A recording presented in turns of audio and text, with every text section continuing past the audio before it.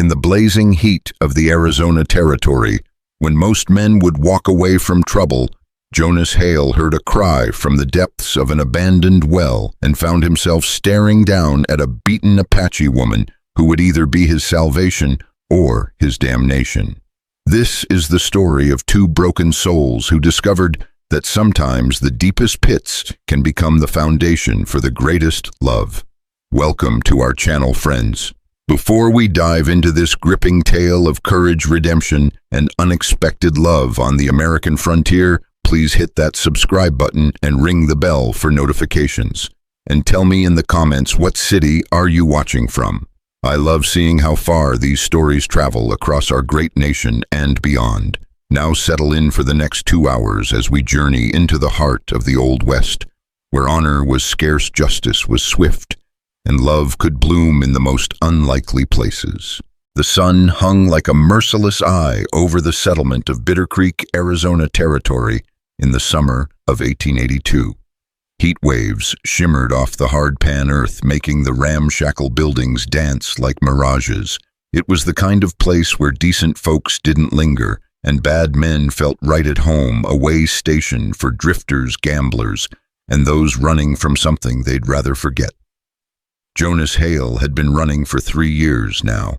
He rode into town just past noon on a dust-caked bay mare, his weathered face hidden beneath the brim of a black hat that had seen better decades. At 34, Jonas carried himself with the careful economy of movement that marked him as either very dangerous or very careful, possibly both. The cavalry saber scar that ran from his left temple to his jaw suggested the former, while the way his pale gray eyes constantly swept his surroundings indicated the latter. The settlement consisted of little more than a trading post, a saloon called the Broken Wheel, a blacksmith's forge, and a handful of adobe buildings that looked ready to surrender to the desert at the first strong wind. Jonas had no intention of staying longer than necessary. Buy supplies, water his horse, and be gone before sunset. That was the plan. It had served him well from Santa Fe to Tucson. But the frontier had a way of laughing at men's plans. Jonas tied his mare to the hitching post outside Morrison's trading post and stepped onto the warped wooden boardwalk, his boots making hollow sounds in the oppressive silence. The few locals he glimpsed quickly averted their eyes, a response he'd grown accustomed to. Word traveled fast in small towns, and his reputation as a former Army scout who'd gone bad usually preceded him. Inside the trading post, the proprietor, a thin man with nervous eyes named Ezra Morrison, hurried to serve him. "What can I do for you, Mr. Flour beans, coffee, ammunition for a .45, Jonas said quietly, laying silver coins on the scarred wooden counter. "And grain for my horse." "Yes, sir. Right away, sir." Morrison scurried around gathering supplies, stealing glances at Jonas like he might suddenly sprout horns. You just passing through." Jonas didn't answer, which was answer enough. He was examining a box of cartridges when the sound reached him, faint, desperate, barely audible, over the whisper of wind through the settlement. "Help, please, someone help me." The voice was female, weak with exhaustion and pain. Jonas's head snapped up, his scarred face tightening as he listened. Morrison had stopped moving entirely, his face gone pale. "You hear that?" Jonas asked. Morrison's Adam's apple bobbed as he swallowed hard. "Don't hear nothing, mister, just the wind." The cry came again, clearer this time, and Jonas could tell it was coming from somewhere behind the buildings out toward the old mining claims. Without a word, he strode from the trading post, leaving Morrison standing there with his mouth hanging open. The settlement felt like a held breath as Jonas walked through it. A few men lounged in the shade outside the saloon, but they fell silent as he passed, their eyes following him with a mixture of wariness and something else, guilt perhaps, or fear of discovery. The voice led him past the last building, through a maze of rusted mining equipment and abandoned claims, to a spot where the earth had been carved into terraces by long-dead prospectors. And there, hidden behind a pile of tailings, Jonas found it, an old well, its wooden cover torn away and cast aside. He approached carefully, his hand resting on the grip of his Colt 45. The cries were coming from below, echoing up from the darkness like the voice of the damned. "Hello, down there," he called, dropping to one knee at the well's edge. The crying stopped abruptly, replaced by a sharp intake of breath. Then, after a long moment, "Who's there?" The voice was definitely female, young, with an accent that spoke of Apache heritage mixed with English learned in mission schools. Jonas leaned closer to the opening, trying to peer into the shadows. "Name's Jonas Hale. How did you get down there?" A bitter laugh echoed up from the depths. "They threw me down here, left me to die like some unwanted dog." Jonas felt something cold settle in his stomach. "Who threw you down there? Does it matter? You'll walk away just like they did, just like everyone always does." There was pain in that voice, not just physical, but the deeper ache of someone who'd been betrayed too many times to believe in rescue. Jonas knew that pain intimately. "I'm still here, aren't I?" he said quietly. A long silence stretched between them, broken only by the whisper of wind across the desert and the distant sound of voices from the settlement. Finally she spoke again, and her voice was smaller now, vulnerable in a way that cut right through Jonas's carefully maintained defenses. I can't climb out. My arm, I think it's broken, and the walls are too smooth, too deep." Jonas studied the well opening. It was old, probably dating back to the first mining rush in the 60s. The walls were lined with fitted stones, smooth as glass from decades of use. Even an uninjured person would have trouble climbing out. "How long have you been down there?" Since yesterday. Maybe longer. Hard to tell time in the dark." Yesterday. That meant she'd been down there through the desert night when temperatures could drop 40 degrees, and through another scorching day. The fact that she was still conscious, still able to speak, spoke to a strength of will that Jonas couldn't help but admire. He looked back toward the settlement where the buildings shimmered in the heat haze. This was exactly the kind of trouble he'd spent 3 years avoiding. Getting involved meant questions, attention, possibly violence. It meant abandoning the careful anonymity that had kept him alive since he'd left the army under circumstances he preferred not to remember. The smart thing would be to walk away. Report it to the territorial marshal. If he ran into one, let the law handle it. That's what the old Jonas would have done, the one who'd followed orders without question, who'd trusted in institutions and the goodness of civilized men. But that Jonas had died in the massacre at Canyon de Chelly, along with his faith in civilization and his belief that following orders was enough to wash the blood from a man's hands. "What's your name?" he heard himself ask. Another long pause, then quietly, Nia Yazzie." "Well, Miss Yazzie, I'm going to get you out of there." He heard her sharp intake of breath, followed by what might have been a sob of relief or disbelief. You mean it?" "I mean it." Jonas stood and looked around the abandoned mining site. He needed rope, good rope strong enough to support a person's weight. His own lariat would have to do, but it wasn't long enough for a well this deep. He'd need to find more.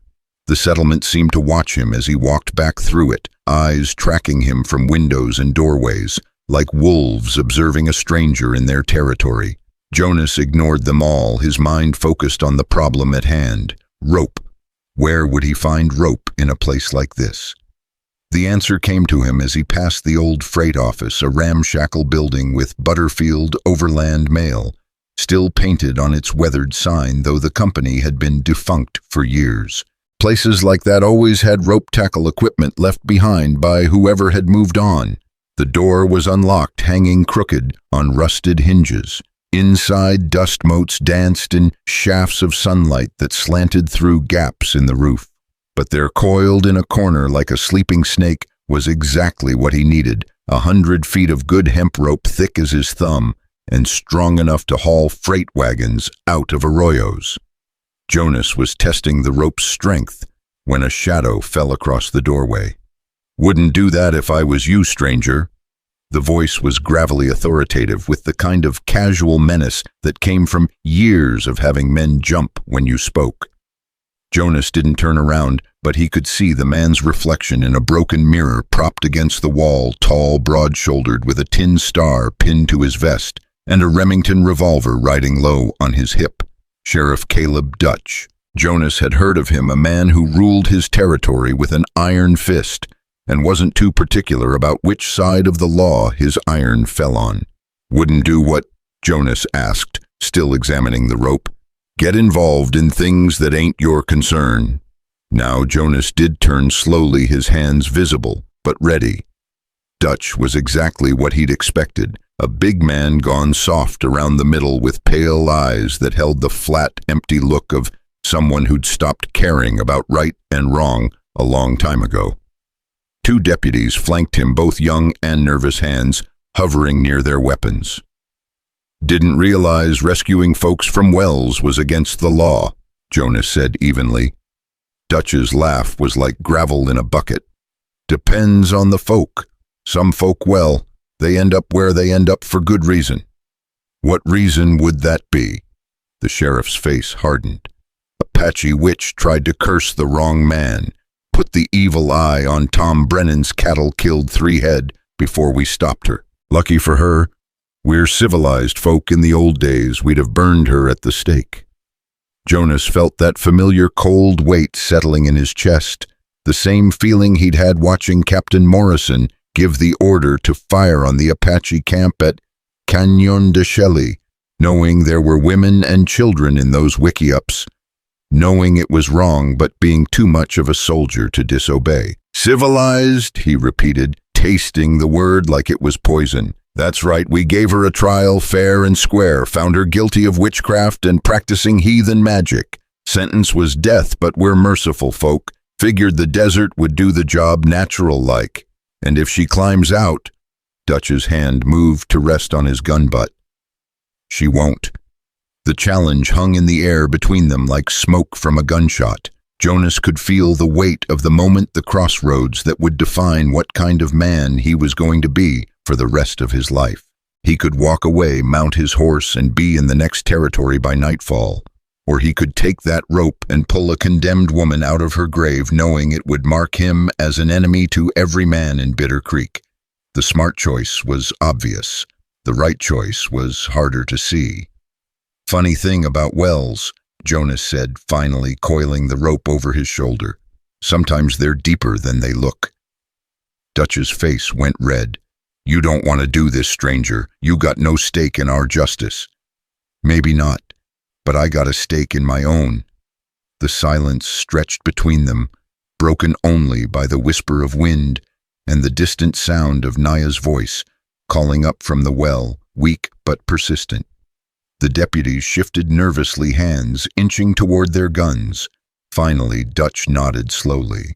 Your choice, mister, but you pull her out of that hole, you own whatever comes next. Her crimes, her curses, her blood, it's all yours. I'll take my chances.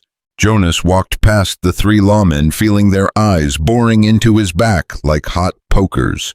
Each step felt like walking across thin ice, waiting for the crack that would send him plunging into darkness. But he kept walking, the rope heavy on his shoulder, toward the well, where a woman waited for either salvation or company in death. The settlement watched his return with the collective attention of a crowd gathering for an execution.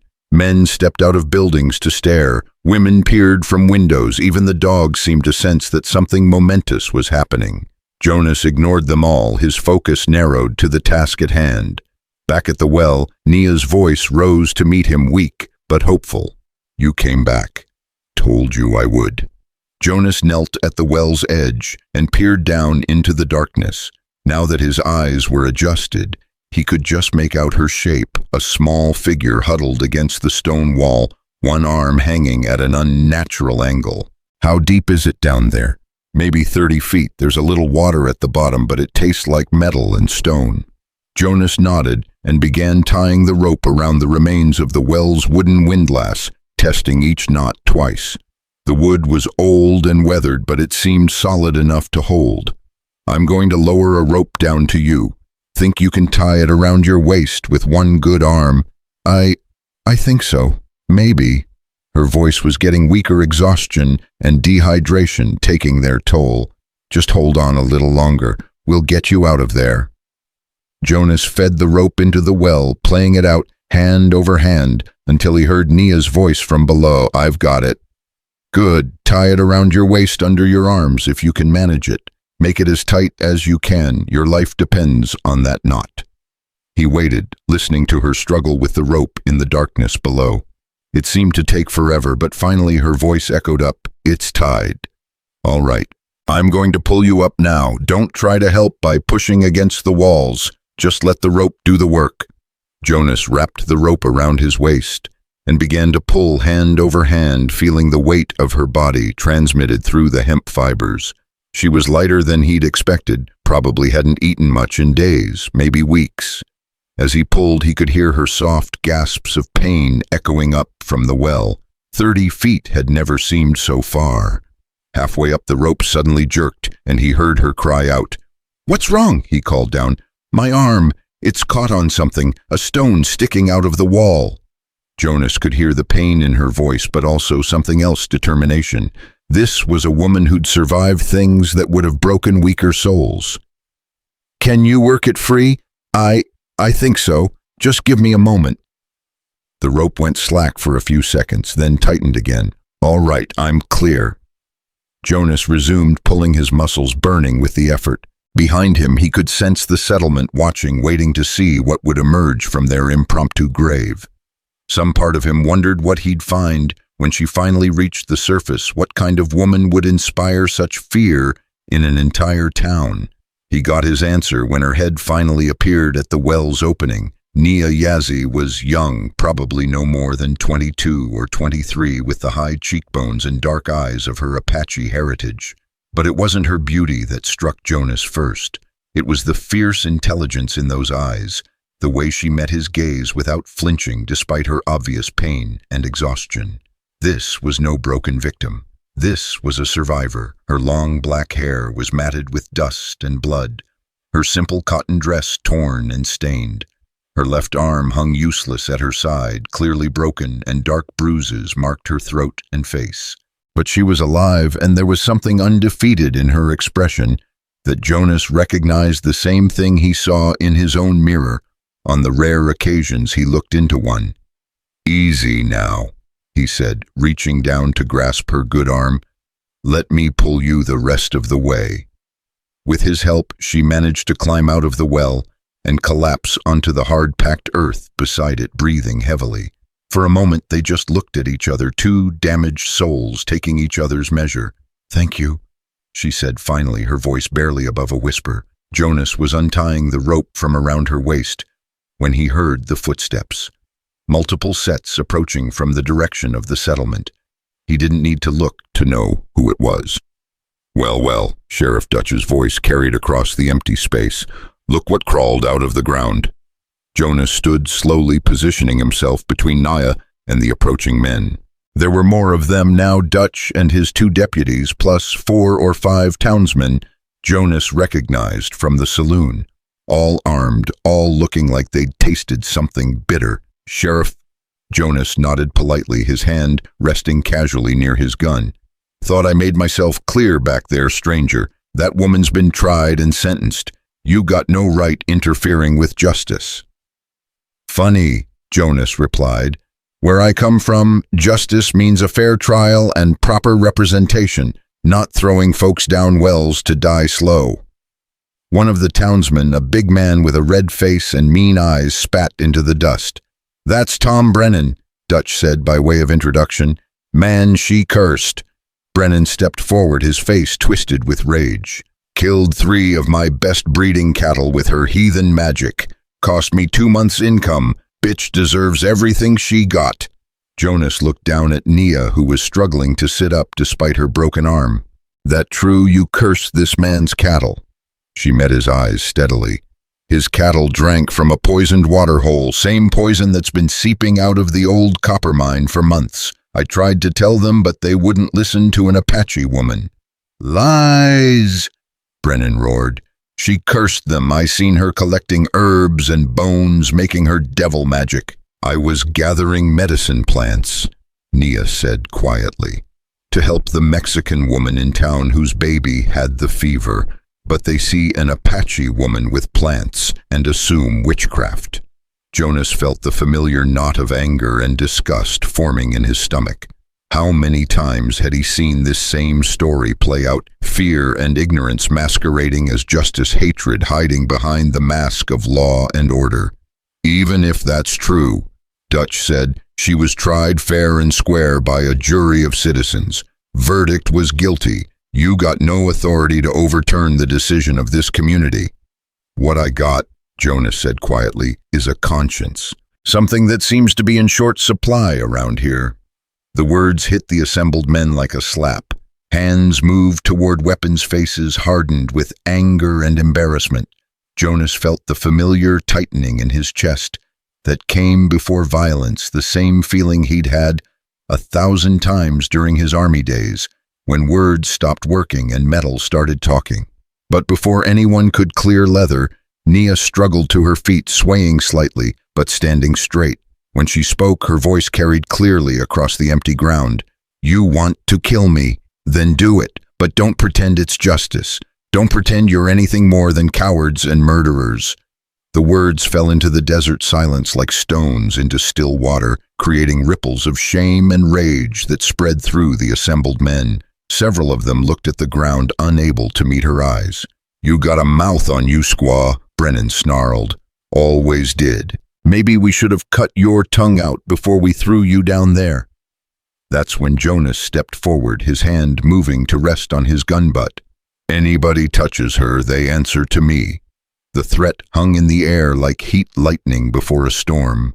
Dutch's eyes narrowed as he studied Jonas, taking in the scar, the worn but well-maintained weapons, the way he moved with the economical grace of someone who'd killed men and expected to kill more.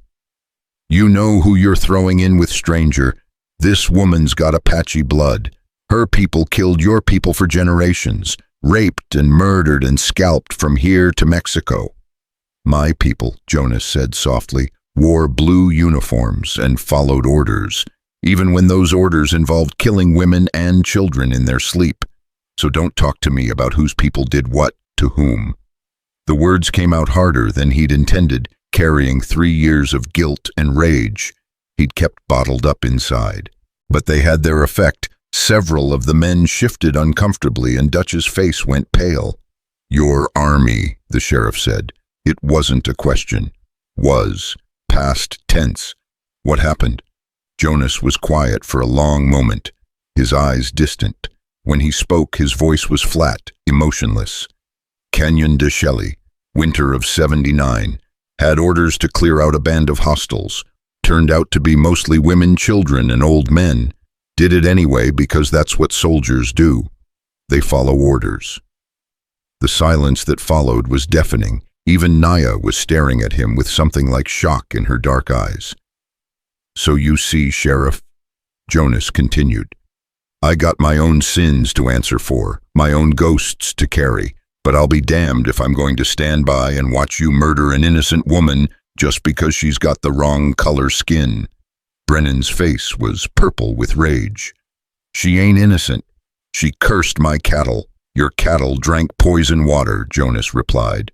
Natural poison from your copper mine runoff. Any fool could see that if they bothered to look.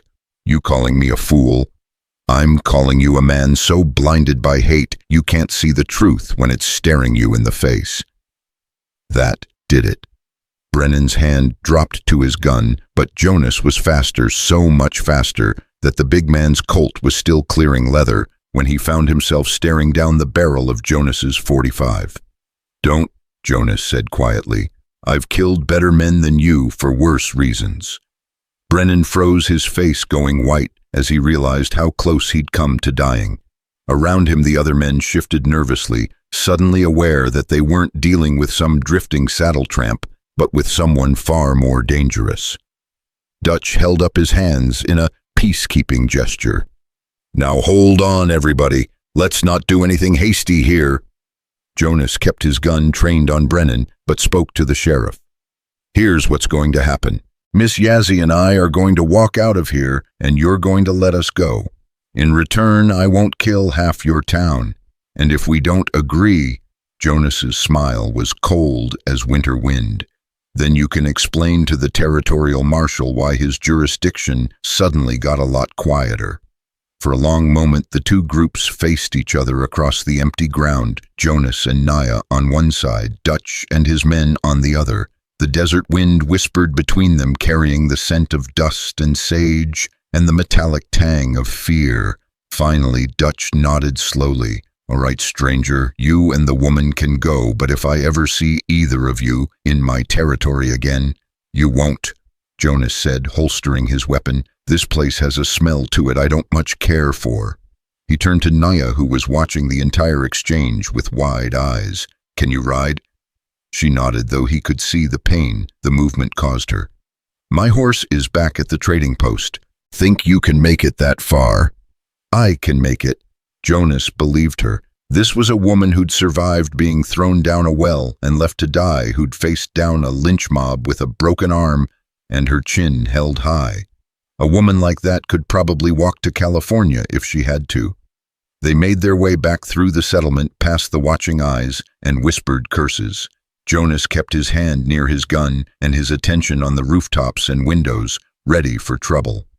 But Dutch's men seemed content to let them go, probably calculating that a stranger and a half-dead Apache woman weren't worth a shooting war. At the trading post, Morrison was waiting with Jonas's supplies, his face pale and nervous. "Everything's ready, Mr. Hale. No charge for the inconvenience." Jonas paid him anyway, loading the supplies into his saddlebags, while Naya waited in the shade of the building's overhang. Up close, he could see how badly she'd been beaten.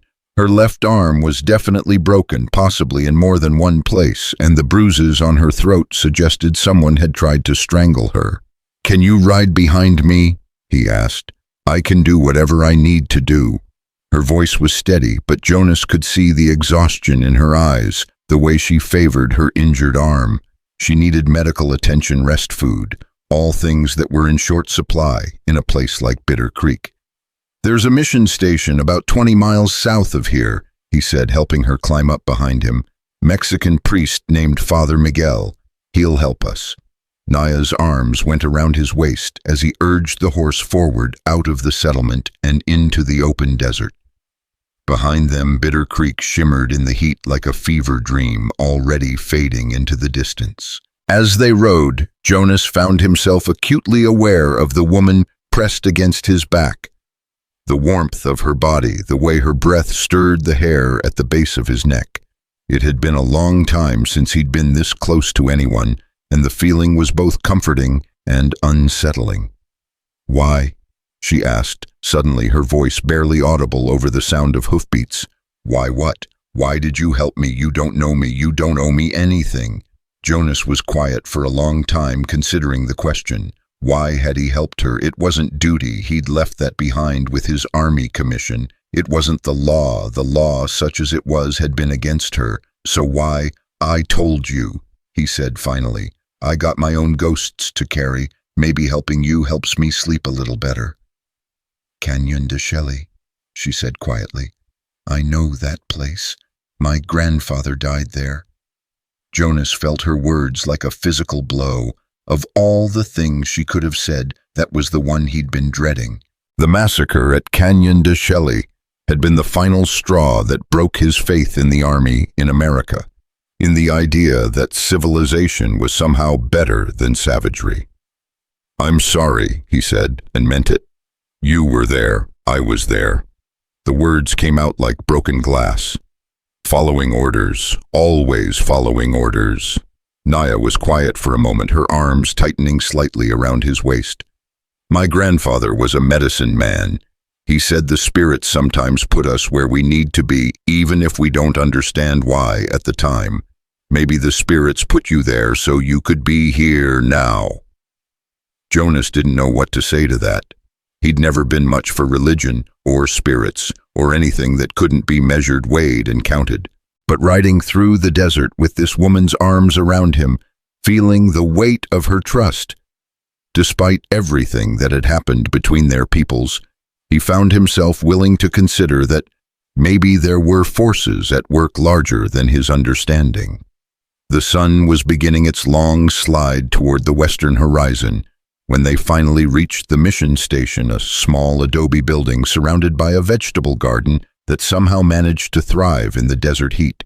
Father Miguel Hernandez was working in his garden when they rode up a small dark man with gentle eyes and hands stained green from the plants he tended. "Señor Hale," the priest said, recognizing Jonas, "it has been some time."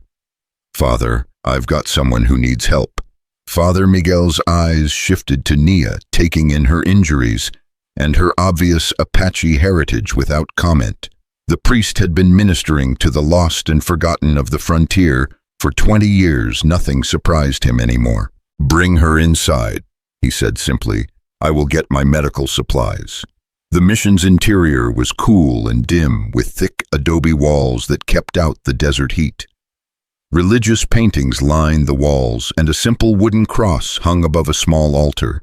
Jonas helped Nia to a wooden chair while Father Miguel bustled around gathering bandages and medicines. "Your arm is broken," the priest said in accented English, gently examining Nia's injury. "I can set it, but you will need to keep it still for many weeks." Nia nodded, gritting her teeth, as Father Miguel began working on her arm. Jonas watched from across the room, feeling useless and strangely protective of this woman he barely knew. "What happened to her?" Father Miguel asked quietly. Jonas gave him the short version, the accusations of witchcraft, the town's idea of justice. The priest's face grew darker with each detail. "Animals," he muttered in Spanish. "They call themselves Christians, but they are animals." As Father Miguel worked on Nia's injuries, Jonas found himself studying her face. Even battered and exhausted, she was beautiful, but it was the kind of beauty that came from strength, rather than softness forged in hardship and tempered by suffering.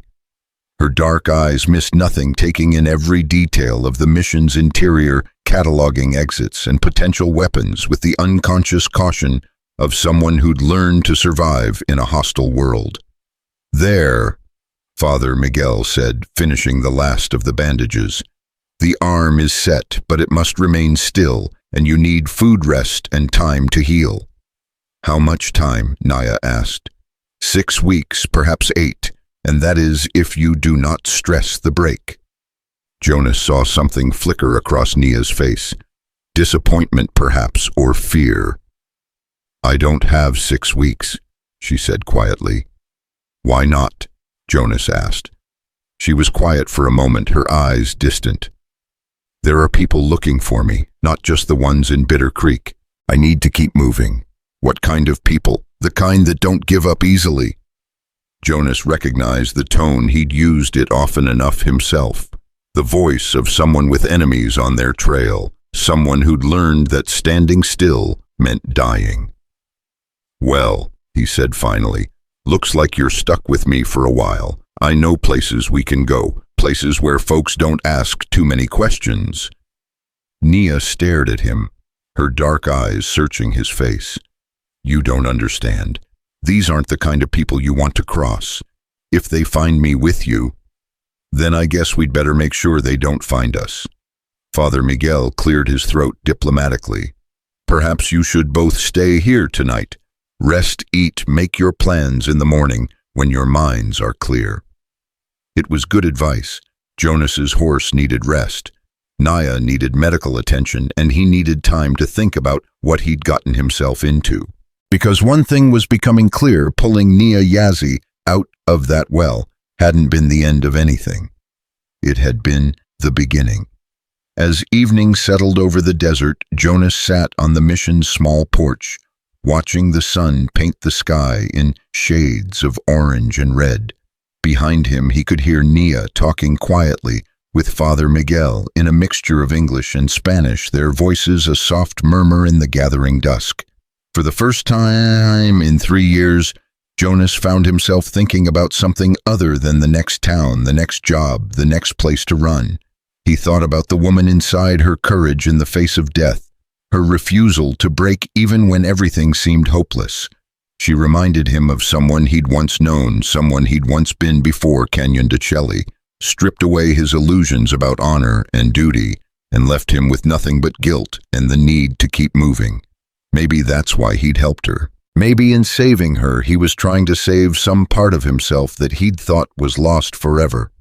The desert wind whispered across the mission grounds, carrying the scent of sage and something else, something that might have been hope if Jonas had been the kind of man who still believed in such things.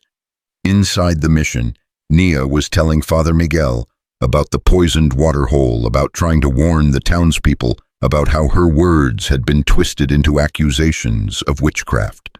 Her voice was steady, matter-of-fact, as if she'd long ago accepted that the world was a place where good intentions could get you killed.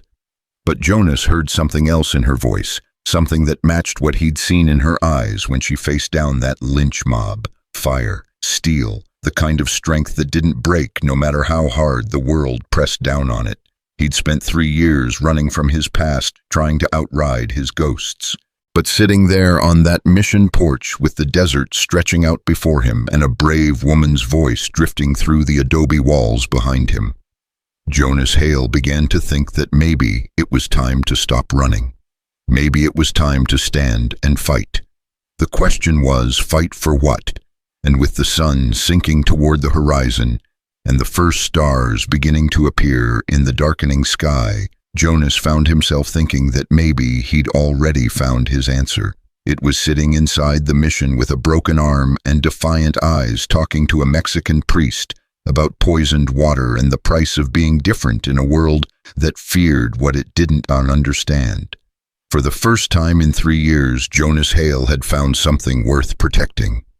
The morning sun crept through the mission's small windows like a cautious animal, casting long shadows across the adobe walls.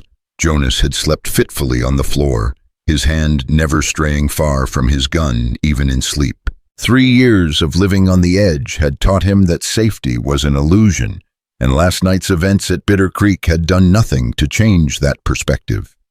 He found Nia sitting at the mission's simple wooden table, her injured arm cradled against her chest, staring out the window at the desert beyond.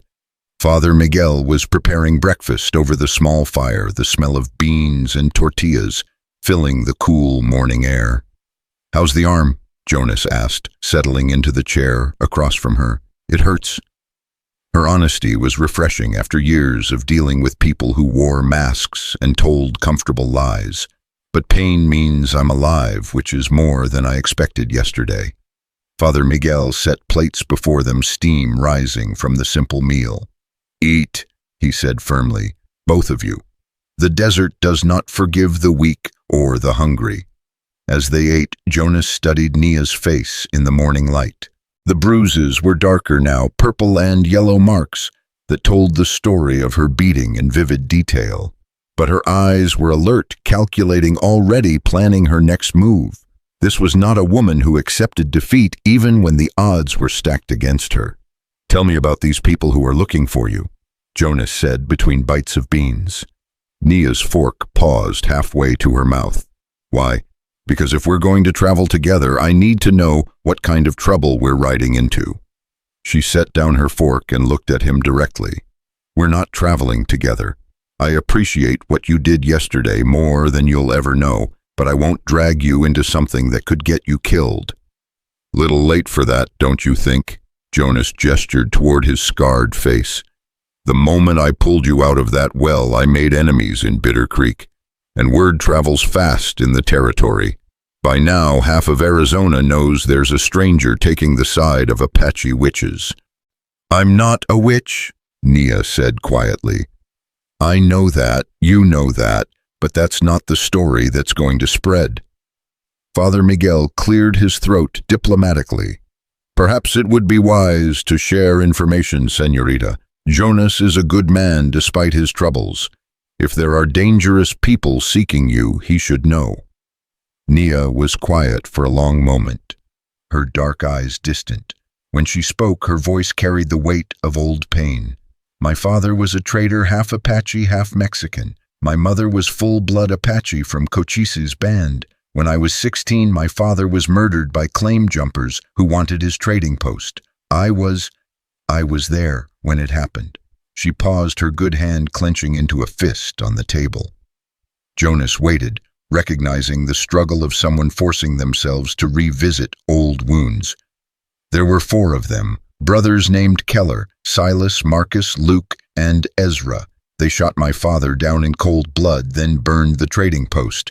They would have killed me too, but I managed to get away.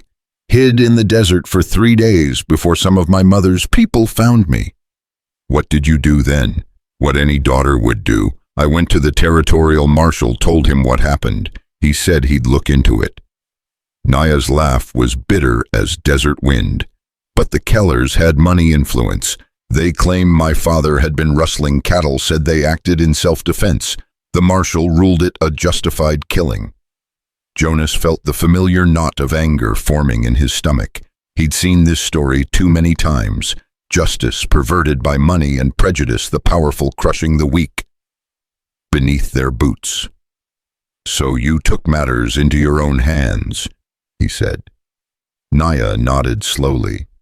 "I spent 2 years learning to track, to shoot, to survive in the desert. My mother's brother taught me the old ways, how to move like smoke, how to become invisible. And then I started hunting them. All 4. Silas died of a rattlesnake bite while camping near Tucson. Found him 3 days later, swollen up like a balloon. Her smile was cold as winter starlight. Marcus took a fall off a cliff while chasing some mustangs. Broke his neck on the rocks below." Jonas studied her face, looking for any sign of remorse or guilt.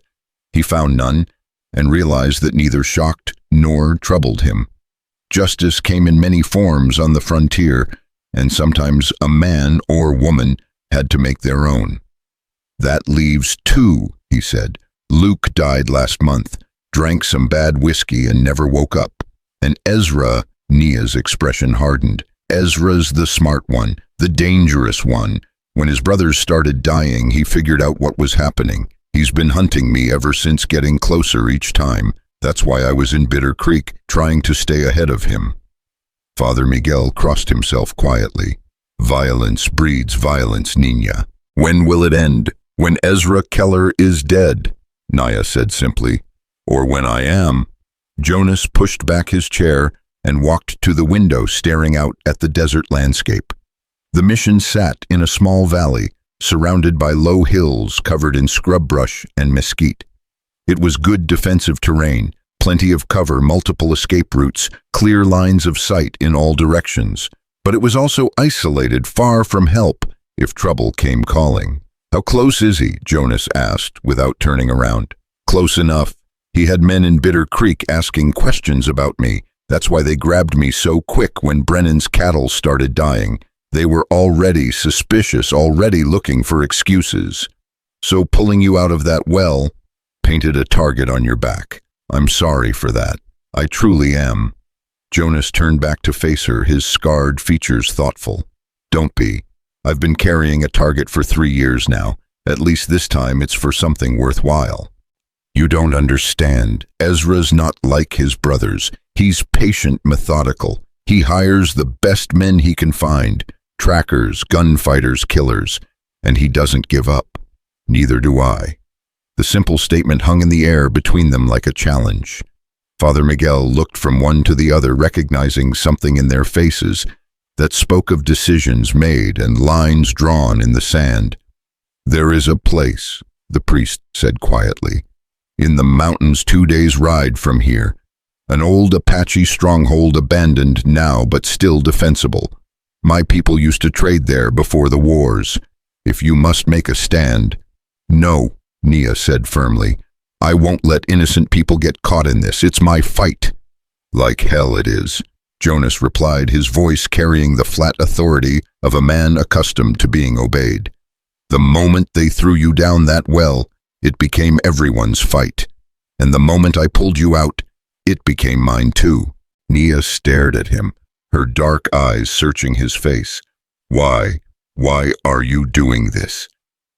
Jonas was quiet for a moment, remembering another morning 3 years ago when he'd asked himself the same question after disobeying orders for the first time in his career. Why risk everything for people he didn't know, causes he wasn't sure he believed in, because someone has to, he said finally, and because I'm tired of running from who I used to be. Father Miguel stood and began clearing the breakfast dishes. If you are determined to do this thing, you will need supplies. Food, ammunition, medical supplies. I can provide some, but not enough for a long campaign. We'll make do, Jonas said. We always have. But even as he spoke, Jonas knew they would need more than supplies to survive what was coming. They would need luck, skill, and the kind of stubborn determination that had carried both of them through the darkest moments of their lives. Most of all, they would need each other. Two damaged souls learning to trust again in a world that had given them every reason not to. As the day progressed, Jonas and Father Miguel worked to prepare for their departure. The priest provided what supplies he could spare: dried meat, beans, cornmeal, basic medical supplies, and ammunition for Jonas's weapons. More importantly, he shared his knowledge of the surrounding territory, marking water sources and safe routes on a hand-drawn map. There are other missions, Father Miguel explained, pointing to various locations. Father Santos at San Miguel's sister Catherine at the convent near Dos Rios. They will help if you need shelter, but do not stay long in any one place. This Ezra Keller sounds like a man who leaves no stone unturned. Naya spent the day resting, letting her body recover from the ordeal of the well. But Jonas could see her mind working, planning, calculating odds and possibilities. She might be injured, but she was far from helpless. There was something in her eyes, a cold intelligence that spoke of someone who had learned to think 3 moves ahead of her enemies. You've done this before, Jonas observed as they studied Father Miguel's map together. Not exactly, but I've been hunted before. You learn to think like prey if you want to survive. She traced a route through the mountains with her finger. Here, this canyon leads to an old mining camp. Plenty of cover water from a spring and only 2 ways in or out. Sounds like a trap. It is, but sometimes the best defense is to choose your own trap. Jonas nodded, understanding the logic. In his cavalry days, he'd seen too many units destroyed because they let the enemy choose the time and place of battle. Better to pick ground that favored you and make your stand there, even if it meant accepting the risk of being surrounded. As evening approached, they prepared to leave the safety of the mission. Father Miguel blessed their journey in Spanish and English, his weathered hands gentle as he traced the sign of the cross on their foreheads. Vaya con Dios, he said quietly. Go with God. If he'll have us, Jonas replied, swinging into his saddle. Nia mounted behind him again, her broken arm making the process awkward and painful. But she managed it without complaint, settling against his back with the same quiet determination she'd shown throughout the day. They rode out into the gathering dusk, the mission's warm lights fading behind them as they entered the vast darkness of the desert. Above them, stars began to appear in the clear sky, ancient lights that had watched over countless travelers making their way across this harsh land. Tell me about Canyon de Shelly, Nia said after they'd been riding for an hour. Jonas's shoulders tensed at the question. Why? Because I need to understand who you are. If we're going to trust each other with our lives, I need to know what drives you. Jonas was quiet for so long that Nia began to think he wouldn't answer. When he finally spoke, his voice was flat, emotionless, the tone of a man reciting facts rather than reliving memories. Winter of 1879. Apache band holed up in the canyon, probably 200 people. Our orders were to bring them back to the reservation by force, if necessary. Captain Morrison was in command, young officer fresh from West Point, eager to make his reputation fighting Indians. The horses' hoofbeats filled the silence as Jonas gathered himself to continue. Intelligence said it was a war party, armed and dangerous. But when we got there, he paused, his voice catching slightly. It was mostly women and children, old men, a few warriors but not many. They'd gone there to hide, not to fight. What happened? Morrison gave the order to attack anyway, said Indians were Indians and we had our orders. I tried to argue, tried to point out that these weren't hostiles, but I was just a sergeant and he was an officer. In the army, you follow orders. Naya could feel the tension in his body, the way his muscles tightened as he relived that terrible day. So you obeyed. I obeyed, led my men down into that canyon, and we did what soldiers do, what we were trained to do. His voice was barely above a whisper now. When it was over, there were bodies everywhere, women with babies still clutched in their arms, children who'd never hurt anyone, old grandfathers who'd lived through decades of war only to die at our hands. And your grandfather was among them, Jonas said, the realization hitting him like a physical blow. His name was Two Bears. He was a medicine man, a healer. He'd spent his whole life helping people, and we shot him down like a dog. They rode in silence after that, each lost in their own thoughts and memories. The desert around them was alive with night sounds. The call of coyotes, the rustle of small creatures in the brush, the whisper of wind through the sage. But between them there was only the shared weight of loss, and the growing understanding that sometimes redemption came in the most unexpected forms. I resigned my commission the next day, Jonas said finally. Couldn't wear the uniform anymore, couldn't look at myself in the mirror, spent the next 3 years drifting, drinking, trying to forget what I'd done. But you never could. No, never could. He turned slightly in the saddle, his voice growing stronger. But maybe that's the point. Maybe some things aren't meant to be forgotten. As they rode through the night, the landscape around them began to change. The flat desert gave way to rolling hills, then to deeper canyons and higher ridges.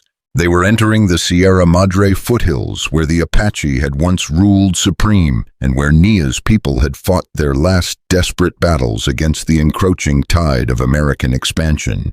There, Nia said, pointing toward a gap between two peaks. That's where we need to go. Jonas studied the terrain ahead, his experienced eye evaluating the tactical situation. The canyon Nia had chosen was indeed defensible. Narrow approaches, high walls, plenty of cover for defenders. But it was also isolated, far from help if things went wrong. You sure about this? He asked. No, but I'm sure about what happens if we keep running. Ezra will never stop, never give up. Better to face him on ground of our choosing than let him pick us off when we least expect it. Jonas nodded, understanding the logic, even if he didn't like the odds. In his cavalry days, he'd seen too many good soldiers die because they hesitated, because they let fear override tactical judgment. Sometimes the best option was to stop retreating and start fighting even when the enemy had superior numbers. They reached the canyon entrance just as dawn was breaking over the eastern peaks. The narrow defile was exactly as Naya had described, a perfect funnel that would force attackers to come at them single file while defenders held the high ground above. Not bad, Jonas admitted, as they rode into the canyon's shadowed depths. Your grandfather teach you to think tactically. My grandfather taught me to survive. In Apache culture, that means thinking like both the hunter and the hunted. The canyon opened into a small valley, perhaps a quarter-mile long and half as wide. At its far end, a spring bubbled up from between the rocks, creating a small pool surrounded by cottonwood trees. The ruins of an old mining operation were scattered around the valley floor, wooden structures weathered gray by sun and wind, rusted equipment half buried in the sand. Water-covered defensible positions, Jonas said, surveying their new home. It'll do. They spent the morning setting up camp and exploring their surroundings. The old mining structures provided excellent cover and fields of fire, while the canyon walls offered multiple defensive positions. More importantly, there were several escape routes, narrow trails that led up the canyon walls to the ridges above. If things go bad, we can always climb out, Naya observed, testing one of the trails despite her injured arm. Let's hope it doesn't come to that. But even as he spoke, Jonas was already planning for the worst-case scenario. In his experience, hope was a luxury that got soldiers killed. Better to prepare for disaster and be pleasantly surprised than to expect the best and die for your optimism. As the day progressed, they worked together to improve their defensive position. Jonas used his military engineering knowledge to create firing positions and obstacles, while Nia contributed her understanding of Apache guerrilla tactics. It was a strange partnership, the former cavalry sergeant and the Apache woman whose grandfather he might have killed, but it worked. "You're good at this," Nia observed as they finished constructing a barricade across the canyon's main approach. "Had good teachers, some of the best Apache warriors of their generation. You fought my people before Canyon de Chelly." Jonas nodded grimly. "For 5 years, Geronimo Victorio Cochise, when he was still alive, learned to respect them even while I was trying to kill them. And now I'm hoping those lessons will help me keep us both alive." As evening approached, they sat by their small campfire sharing a meal of beans and hardtack. The canyon was peaceful in the fading light, with birds calling from the cottonwood trees and the gentle sound of water flowing over stones. It was hard to believe that this tranquil place might soon become a battleground. "Do you ever wonder what your life would have been like if you'd made different choices?" Nia asked, staring into the flames. Jonas considered the question. "Every day, but regret's a luxury I can't afford. What's done is done. All we can do is try to make better choices going forward." "Is that what this is, a better choice?" "I think so. For the first time in 3 years, I'm fighting for something instead of running from it." Nia nodded slowly, understanding the distinction.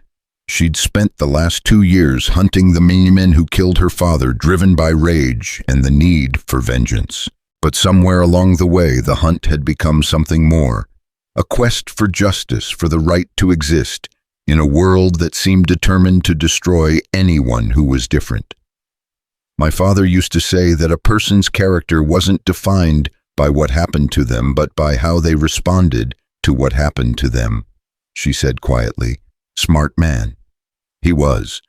He believed that peace was possible between our peoples, that understanding could overcome hatred. The Kellers killed him for that belief." Jonas poked at the fire with a stick, sending sparks spiraling up into the darkening sky. Maybe he was right. Maybe peace is possible, but sometimes you have to fight a war to get there. They talked long into the night, sharing stories of their past lives and their hopes for the future. Despite everything that had happened between their peoples, despite the weight of history and hatred that separated them, they found common ground in their shared experiences of loss and betrayal. As the fire burned low and the stars wheeled overhead, Jonas found himself studying Nia's face in the flickering light. She was beautiful, there was no denying that, but it was a hard beauty forged by suffering and loss. Her dark eyes held depths he was only beginning to understand, and her quiet strength reminded him of everything he'd once believed in and lost. "Get some rest," he said finally. "Tomorrow we start preparing for war." Nia nodded and moved to her bedroll on the far side of the fire, but before she lay down, she turned back to him. "Jonas, thank you for everything. Thank me when this is over and we're both still breathing." But as he watched her settle into sleep, Jonas realized that he was no longer thinking in terms of survival. For the first time since Canyon de Chelly, he was thinking about what came after, about building something instead of just trying not to die. The thought terrified and exhilarated him in equal measure, because if they survived what was coming, if they somehow managed to defeat Ezra Keller and his hired killers, then what did an ex-cavalry sergeant and an Apache woman do with the rest of their lives in a world that had no place for either of them? The answer, Jonas realized as he settled in for the first watch, would have to be created rather than found. They would have to make their own place in the world, forge their own destiny from the raw materials of hope and determination and the growing bond between two people who had found each other in the darkness. But first, they had to survive.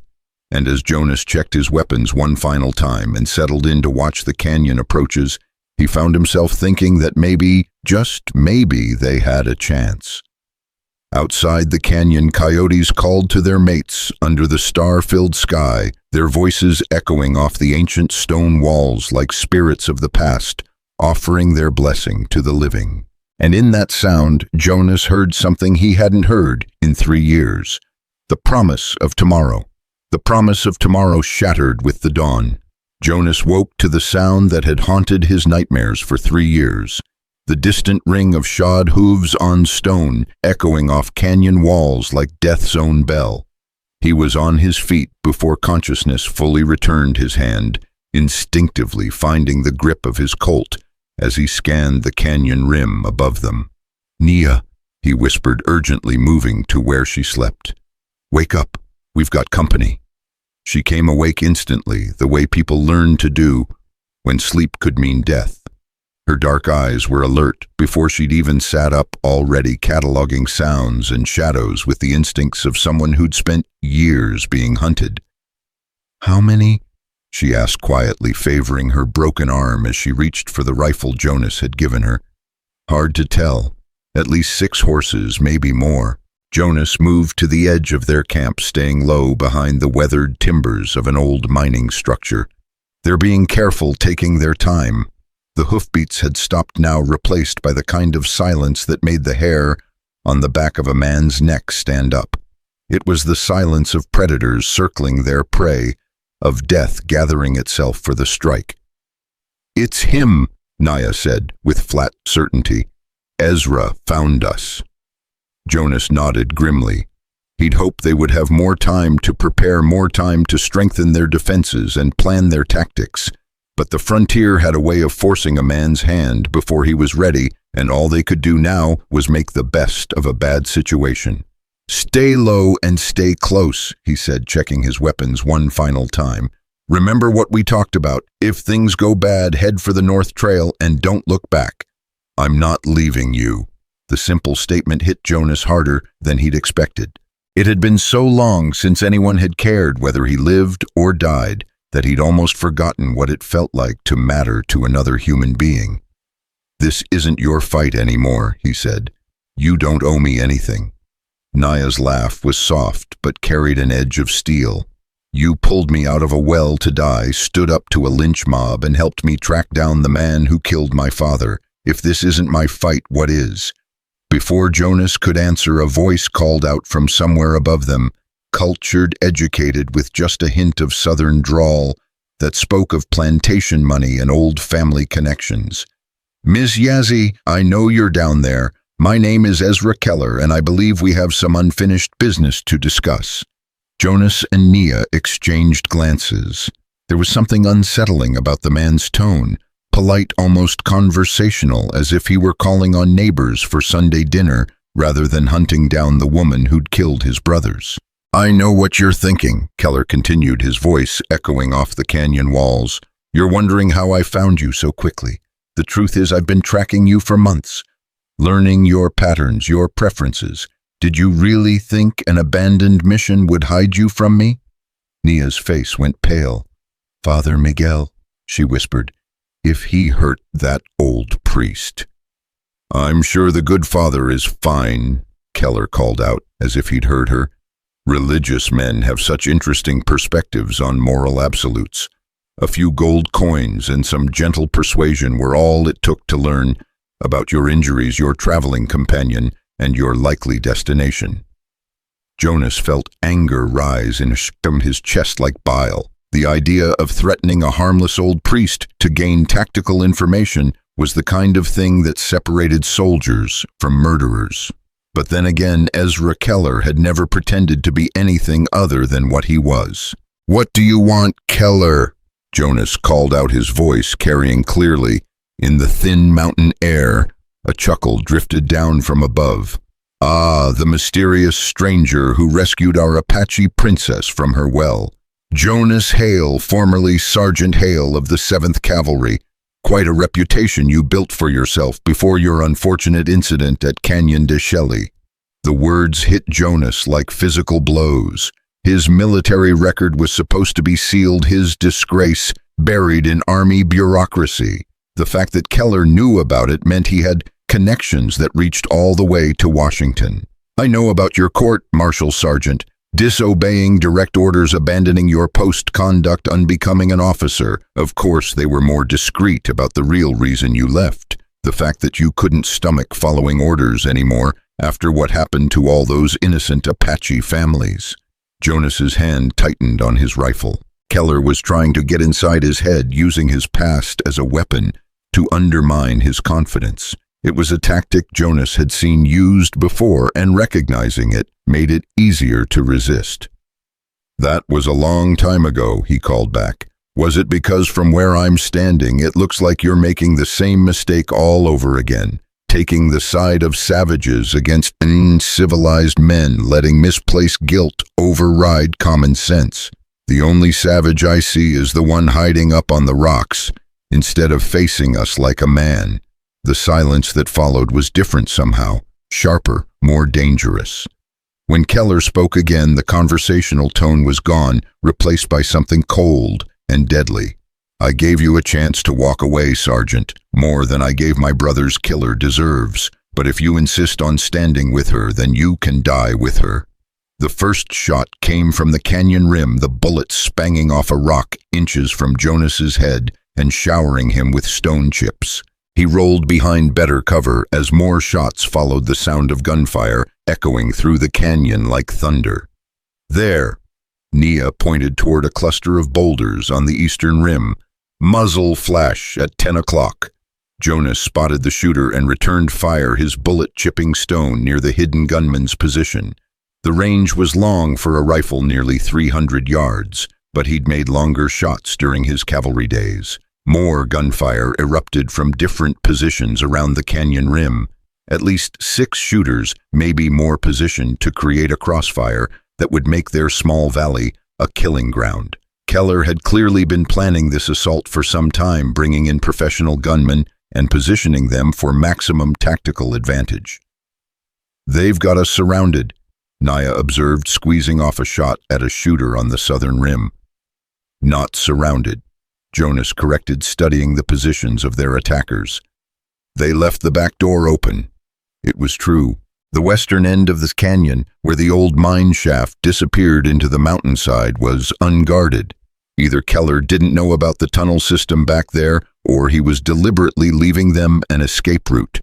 "It's a trap," Nia said, following his gaze. "He wants us to run that way." "Probably, but staying here means dying slow. Sometimes you have to choose between bad options and worse ones." A bullet punched through the wooden beam above Jonas's head, spraying splinters across his shoulders. Their current position offered good cover, but limited mobility, and Keller's men were methodically working to pin them down, while others moved to better positions. "How's your shooting with that broken arm?" Jonas asked. Nia winced as she worked the lever action on her rifle. "Not great, but good enough at this range." "Then keep them busy while I try to even the odds." Jonas grabbed his spare ammunition and began working his way toward the southern wall of the canyon, using the old mining equipment as cover. If he could get close enough to the rim, he might be able to pick off 1 or 2 of their attackers and reduce the crossfire. The climb up the loose rock slope was treacherous, made worse by the need to stay low and avoid the searching rifles above. Twice bullets came close enough to spray him with rock chips, and once a ricochet whined past his ear like an angry hornet. But he made it to a position where he could see one of the shooters clearly. A lean man in a black hat methodically working a lever-action Winchester. Jonas steadied his rifle against a boulder and took careful aim, accounting for wind and elevation the way his old gunnery sergeant had taught him. The shot took the gunman in the chest, spinning him around and sending him tumbling down the loose slope outside the canyon. His rifle clattered after him, lost among the rocks and scrub brush. "One down," Jonas muttered, already searching for his next target. But Keller's remaining men had spotted his muzzle flash and were concentrating their fire on his position. Bullets whined and sparked off the rocks around him, forcing him to keep his head down and limiting his ability to return fire. From below, he could hear Nia's rifle barking steadily, the sound echoing off the canyon walls. She might be shooting one-handed, but she was keeping the attackers honest, preventing them from moving to better positions or rushing their defenses. "Hail," Keller's voice carried clearly over the gunfire. "This doesn't have to end with everyone dead. Send out the woman and you can ride away." "Go to hell," Jonas shouted back, punctuating his response with a shot that came close enough to make Keller duck. "Your choice. But you should know, I've got men moving down the back canyon as we speak. In about 10 minutes, your escape route is going to be cut off." Jonas cursed under his breath. He'd been afraid of something like this. Keller was too smart and too well prepared to leave obvious escape routes unguarded. The open western approach had been bait designed to funnel them into another trap. He worked his way back down to where Nia was crouched behind an overturned mining cart, her face pale with pain and exhaustion, but her eyes still sharp with determination. "We need to move," he said. "They're closing the back door." "Where to?" Jonas pointed toward the old mine shaft at the western end of the canyon. "Into the mountain. It's risky, but it's the only option they might not expect." Nia looked at the dark opening dubiously. "You know anything about these old mines?" "Enough. They're dangerous as hell. Cave-ins, bad air, flooded shafts. But they also connect to other workings, sometimes for miles underground." Another volley of gunfire forced them both to duck, as bullets sparked off the metal cart above their heads. Time was running out, and Jonas could hear the sound of men moving through the rocks at the canyon's rear, Keller's flanking force getting into position. "Can you make it that far?" he asked, studying the 100 yards of open ground between their position and the mine entrance. "I can make it anywhere you can." Her confidence was either inspiring or terrifying. Jonas wasn't sure which. But they were out of alternatives, and staying put meant certain death. "All right, when I say go, we run for the mine. Don't stop, don't look back, don't try to return fire. Just run." Jonas gathered himself for the dash, checking his weapons one final time. The mine entrance looked impossibly far away, and he knew they'd be exposed to fire from at least 3 different positions during the run. But sometimes survival came down to pure luck and the willingness to bet everything on a single desperate gamble. "Ready?" he asked. Nia nodded, her jaw set with determination. "Go." They burst from cover together, running in a zigzag pattern across the canyon floor as bullets whined around them like deadly insects. Jonas could hear Keller shouting orders to his men, trying to coordinate their fire, but the sudden movement had caught them off guard, and their shots were going wide. 50 yards, 70. Jonas's lungs burned in the thin mountain air, and he could hear Nia's labored breathing beside him. A bullet tugged at his shirt sleeve, another kicked up dust at his feet. And then they were diving through the mine entrance, tumbling into the blessed darkness beyond, as bullets sparked off the rock walls behind them. "Jesus!" Jonas gasped, leaning against the tunnel wall. "That was too close. But we made it." Nia's voice carried a note of amazement, as if she hadn't quite believed they would survive the dash. The mine tunnel stretched away into blackness, shored up with rotting timbers and littered with the debris of abandoned hopes. The air was stale and thin, carrying the smell of damp earth and mineral decay that spoke of depths no sunlight had ever touched. "How far do these go?" Nia asked, peering into the darkness. "No way to tell without exploring, but most of these old copper workings connect to each other, miners following veins wherever they led." From behind them came the sound of voices at the mine entrance, Keller's men regrouping, debating whether to follow them into the tunnels. Jonas hoped they'd decide against it. Fighting in confined spaces was dangerous for everyone involved, and the old mine was probably unstable enough that gunfire could bring down the roof. "This way," he said, choosing the tunnel that angled upward. Higher ground is usually safer in old mines. They moved carefully through the darkness, Jonas leading with one hand on the wall to guide their way. The tunnel was narrow, barely wide enough for two people to walk abreast, with the ceiling so low they had to duck in places to avoid the rotting support beams. "Wait," Naya whispered, grabbing his arm. "Listen." Jonas stopped and strained his ears. At first he heard nothing but the drip of water and the whisper of air currents through the tunnels. Then faintly came the sound he'd been dreading, footsteps echoing from the entrance behind them. "They're following us," Nia said. "Some of them. Keller's too smart to put all his men in one place." They pressed on, moving as quickly as they dared in the treacherous darkness. The tunnel branched several times, and Jonas chose their path based on instinct and his limited knowledge of mining operations. Always upward when possible, always away from the sounds of pursuit. After what felt like hours but was probably only minutes, they reached a wider chamber where several tunnels converged. Rusty mining equipment lay scattered about, pickaxes, shovels, broken ore cars, and the walls showed the telltale signs of blasting and excavation. "Rest here," Jonas said, settling against a wall, but quietly. They sat in the darkness, listening to the mountain breathe around them. Somewhere in the tunnels behind them they could hear their pursuers moving cautiously through the maze, their voices echoing strangely in the confined space. "How many do you think followed us?" Naya whispered. "2, maybe 3. Keller's not stupid enough to risk all his men in here. What about the others?" Jonas considered the tactical situation. "Probably positioned at other entrances, waiting for us to come out. These old mine workings usually have multiple exits. Air shafts, auxiliary tunnels, maybe even natural caves that connect to the surface. So we're trapped." Not trapped, delayed. But even as he said it, Jonas knew their situation was desperate. They were in an unfamiliar tunnel system, with limited supplies, being hunted by experienced killers who had them outnumbered and outgunned. Their only advantages were the darkness and their knowledge of the terrain. Advantages that would disappear the moment they tried to reach the surface. A sound from one of the side tunnels made them both freeze, the scrape of boot leather on stone coming from somewhere uncomfortably close. Jonas drew his Colt and motioned for Naya to move deeper into the shadows. The sound came again, closer now, followed by the whisper of voices conferring in hushed tones. Jonas could make out 2 distinct speakers, maybe a third working their way methodically through the tunnel system.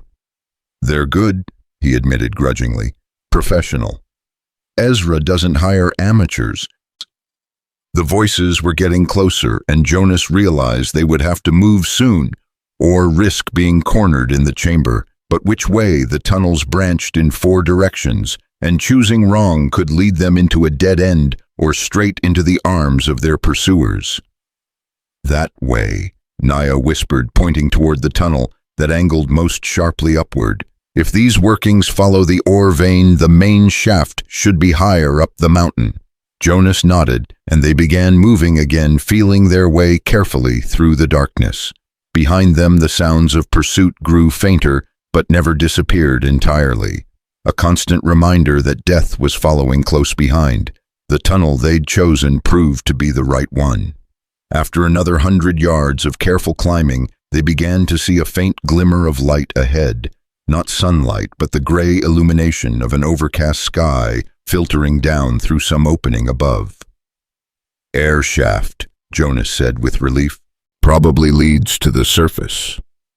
But as they approached the source of the light, Jonas's relief turned to concern. The shaft was indeed an opening to the surface, but it was a vertical climb of at least 50 feet up a narrow chimney barely wide enough for a man's shoulders. "Can you climb with that arm?" he asked. Nia studied the shaft, testing her grip on the rough stone walls. "I'll have to. It's not like we have a choice." She was right, of course. Behind them, the sounds of pursuit were getting closer again. Their hunters had figured out which tunnel they'd taken and were closing the distance. The shaft was their only way out, regardless of the risks. "I'll go first," Jonas said. "If you fall, I might be able to catch you. And if you fall, then you'll have to find another way out." The climb was nightmarish. The shaft was slick with moisture and barely wide enough to accommodate Jonas's shoulders. Worse, loose stones rained down constantly, threatening to brain anyone below. But they climbed steadily upward, driven by desperation and the knowledge that stopping meant death. Halfway up, Nia's strength gave out. Her broken arm, weakened by pain and exhaustion, couldn't maintain its grip on the slippery stone. Jonas heard her gasp of alarm and looked down to see her falling toward the bottom of the shaft. Without thinking, he braced himself against the walls and caught her with one arm, his muscles screaming with the sudden strain. For a moment they hung there in the narrow chimney, both of them breathing hard and trying not to think about the drop below. "I've got you," he said quietly. "Can you get your grip back?" Nia nodded and carefully repositioned herself, using Jonas's body for support until she could find handholds in the rock wall. They resumed climbing, moving even more slowly now, but with renewed determination. The shaft seemed to go on forever, but finally Jonas's reaching hand touched empty air instead of stone. He hauled himself out onto a small ledge and immediately turned to help Nia up the final few feet. They emerged on a narrow ridge high above the canyon where they'd made their stand. Below them, they could see Keller's men positioned around the rim, their attention focused on the mine entrance they'd used to escape. The trap had worked, but not in the way Keller had intended. "Now what?" Nia asked, studying their surroundings. They were on the backside of the mountain, hidden from most of Keller's force, but still miles from safety. The terrain was rough and barren, offering little cover and no water. With Nia's broken arm and their limited supplies, crossing it would be a challenge even without armed men hunting them. "We need horses," Jonas said, "and supplies. Keller's men will have both." Jonas studied the positions of their enemies below his military mind, automatically cataloging strengths and weaknesses. Most of Keller's force was concentrated around the canyon, leaving their horses and supply camp lightly guarded. "There," he pointed to a small grove of trees about a quarter-mile away. "That's where they left their mounts. You want to steal their horses. I want to level the playing field. Without horses, they can't pursue us very far, and we'll need supplies if we're going to make it to the next settlement." It was a dangerous plan, requiring them to get close to their enemy's base camp, but it was also their best chance of escaping with their lives. The alternative was trying to cross miles of desert on foot with limited water and a wounded companion. "All right," Nia said after considering their options. "But we do this smart. No unnecessary risks." They began working their way down the backside of the ridge, using every bit of cover available to avoid being spotted. The going was slow and treacherous, made worse by loose rock and Nia's injury, but they made steady progress toward the grove where Keller's horses waited. As they got closer, Jonas could see that his assessment had been correct. The horse camp was guarded by only 2 men, both of them more interested in the action around the canyon than in watching their back trail. It was the kind of overconfidence that got men killed on the frontier. "Wait here," Jonas told Nia when they were within 100 yards of the camp. "If something goes wrong, head for the horses and don't look back." "Jonas, I know, but someone has to do this, and you're in no shape for hand-to-hand fighting." He was right, and they both knew it. Nia's broken arm made her a liability in close combat, no matter how tough or determined she might be. The job required stealth and violence, and Jonas had more experience with both. He made his approach from the blind side of the camp, moving with the patient care of a hunter stalking prey.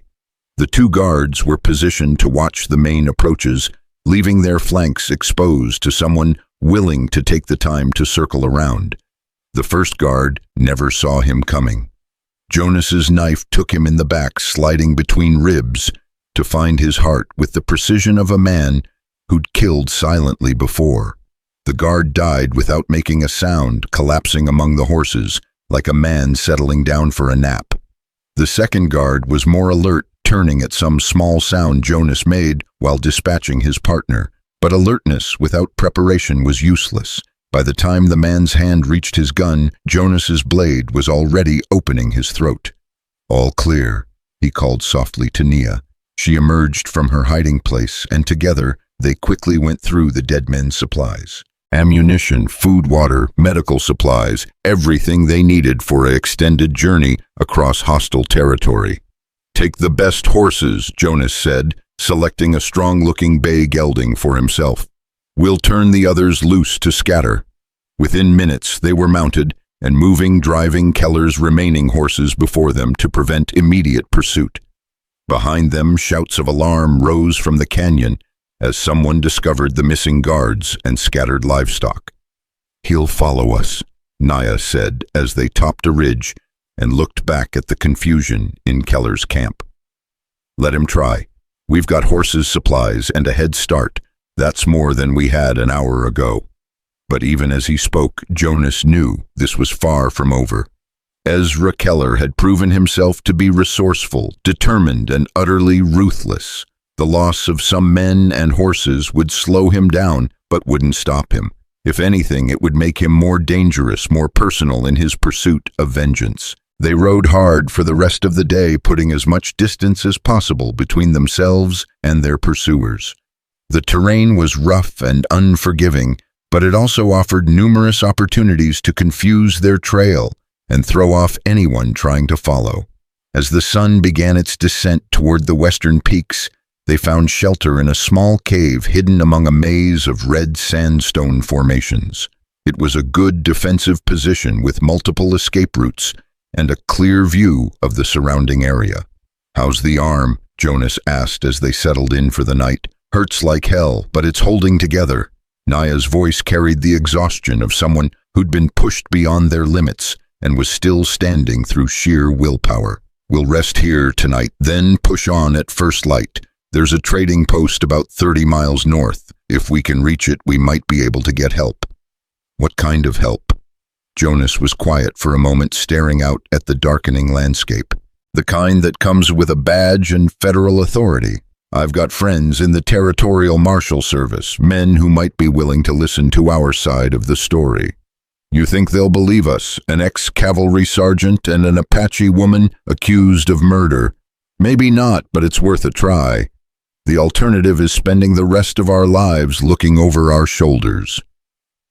They shared a cold meal as stars began to appear in the clear desert sky. Around them, the night came alive with the sounds of small creatures going about their business.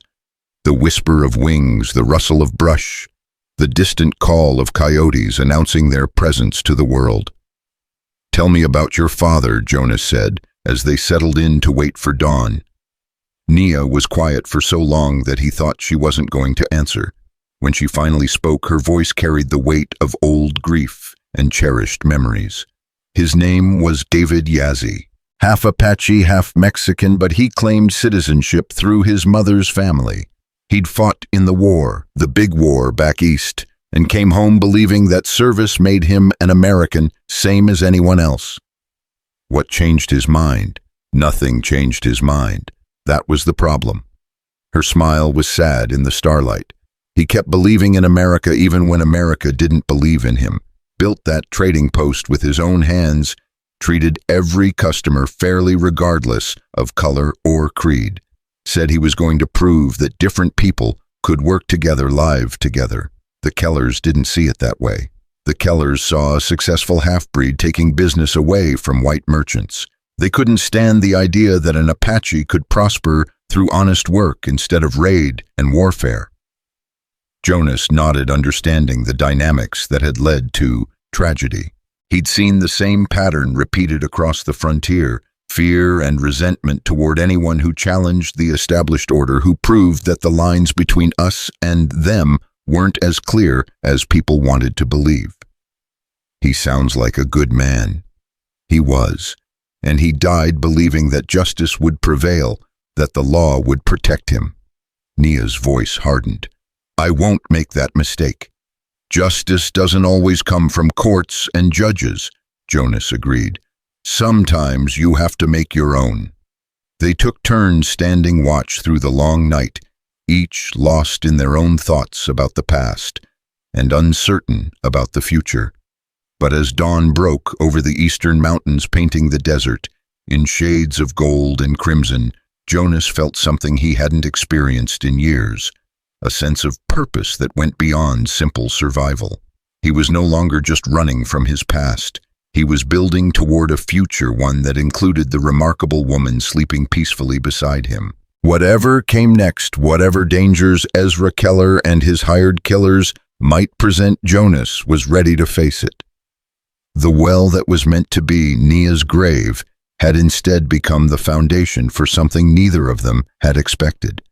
A partnership forged in shared danger, strengthened by mutual respect, and deepened by the growing realization that some bonds transcended the artificial divisions that separated people in an imperfect world.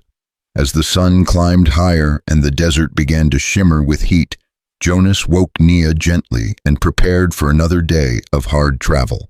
Behind them, their enemies would be organizing pursuit. Ahead, an uncertain future waited to be claimed. But for the first time since Canyon de Chelly, Jonas Hale was not afraid of what tomorrow might bring. But tomorrow brought its own harsh lessons about hope and reality on the unforgiving frontier. They had ridden hard through the morning, making good time across the broken country that stretched between the mountains and the trading post. Jonas remembered. The stolen horses were strong and sure-footed, and the supplies they'd taken from Keller's camp had given them everything they needed for the journey ahead. For a few precious hours, Jonas had allowed himself to believe they might actually escape the web of violence that had entangled their lives. The first sign of trouble came as a distant dust cloud on their back trail, visible through the heat haze that danced across the desert floor. Jonas reined in his horse and studied the approaching riders through eyes that had learned to read danger in the set of a man's shoulders and the way he carried his weapons. 6 riders, he said quietly. Maybe 7, moving fast.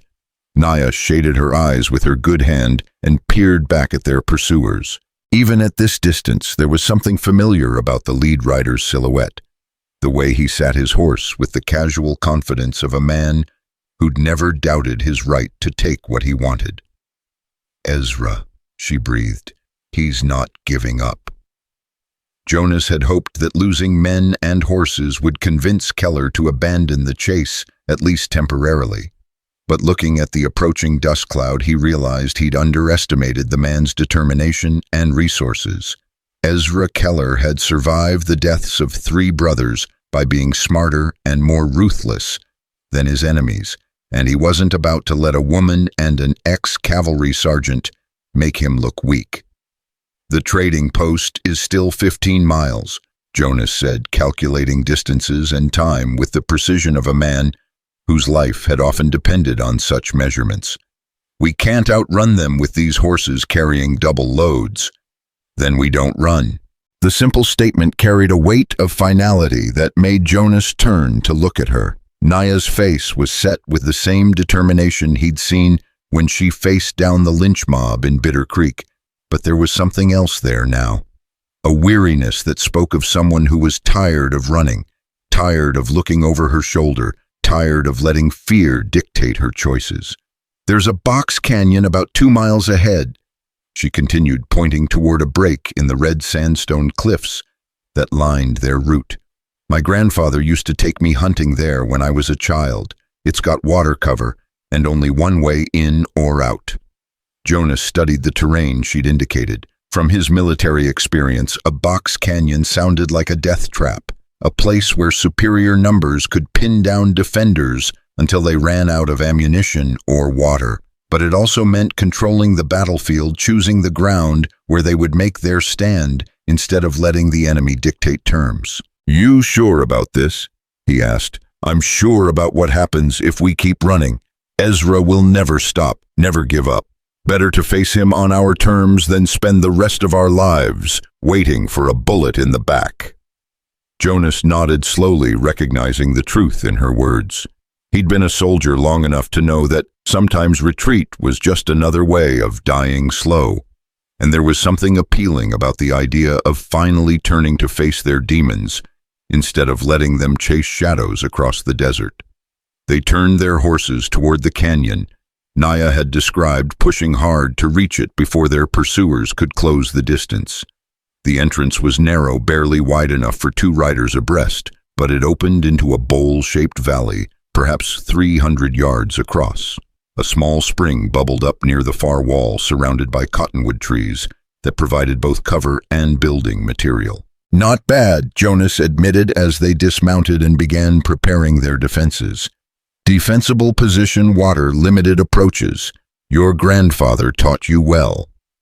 He said the key to survival was choosing your battlefield instead of letting your enemies choose it for you, sir." They worked quickly to improve their position using fallen logs and loose stones to create firing positions that would give them maximum coverage of the canyon entrance. Jonas's military engineering knowledge combined with Nia's understanding of Apache guerrilla tactics to create a defensive setup that would make any assault costly for their attackers. "How many rounds do you have?" Jonas asked as they finished their preparations. 43 for the rifle, maybe a dozen for the pistol." Nia checked her weapons with the methodical care of someone who'd learned that attention to details could mean the difference between life and death. "I've got 60 for the Winchester, 20 for the Colt. Should be enough if we're careful." They settled in behind their barricades to wait, listening to the sound of approaching hoofbeats echoing off the canyon walls. The acoustics of the narrow space made it impossible to tell exactly how many riders were coming, but Jonas counted at least 6 different horses from the rhythm of their approach. "Remember," he said quietly, "let them get close before we open fire. Make every shot count and don't waste ammunition on long-range targets." Nia nodded, her dark eyes focused on the canyon entrance.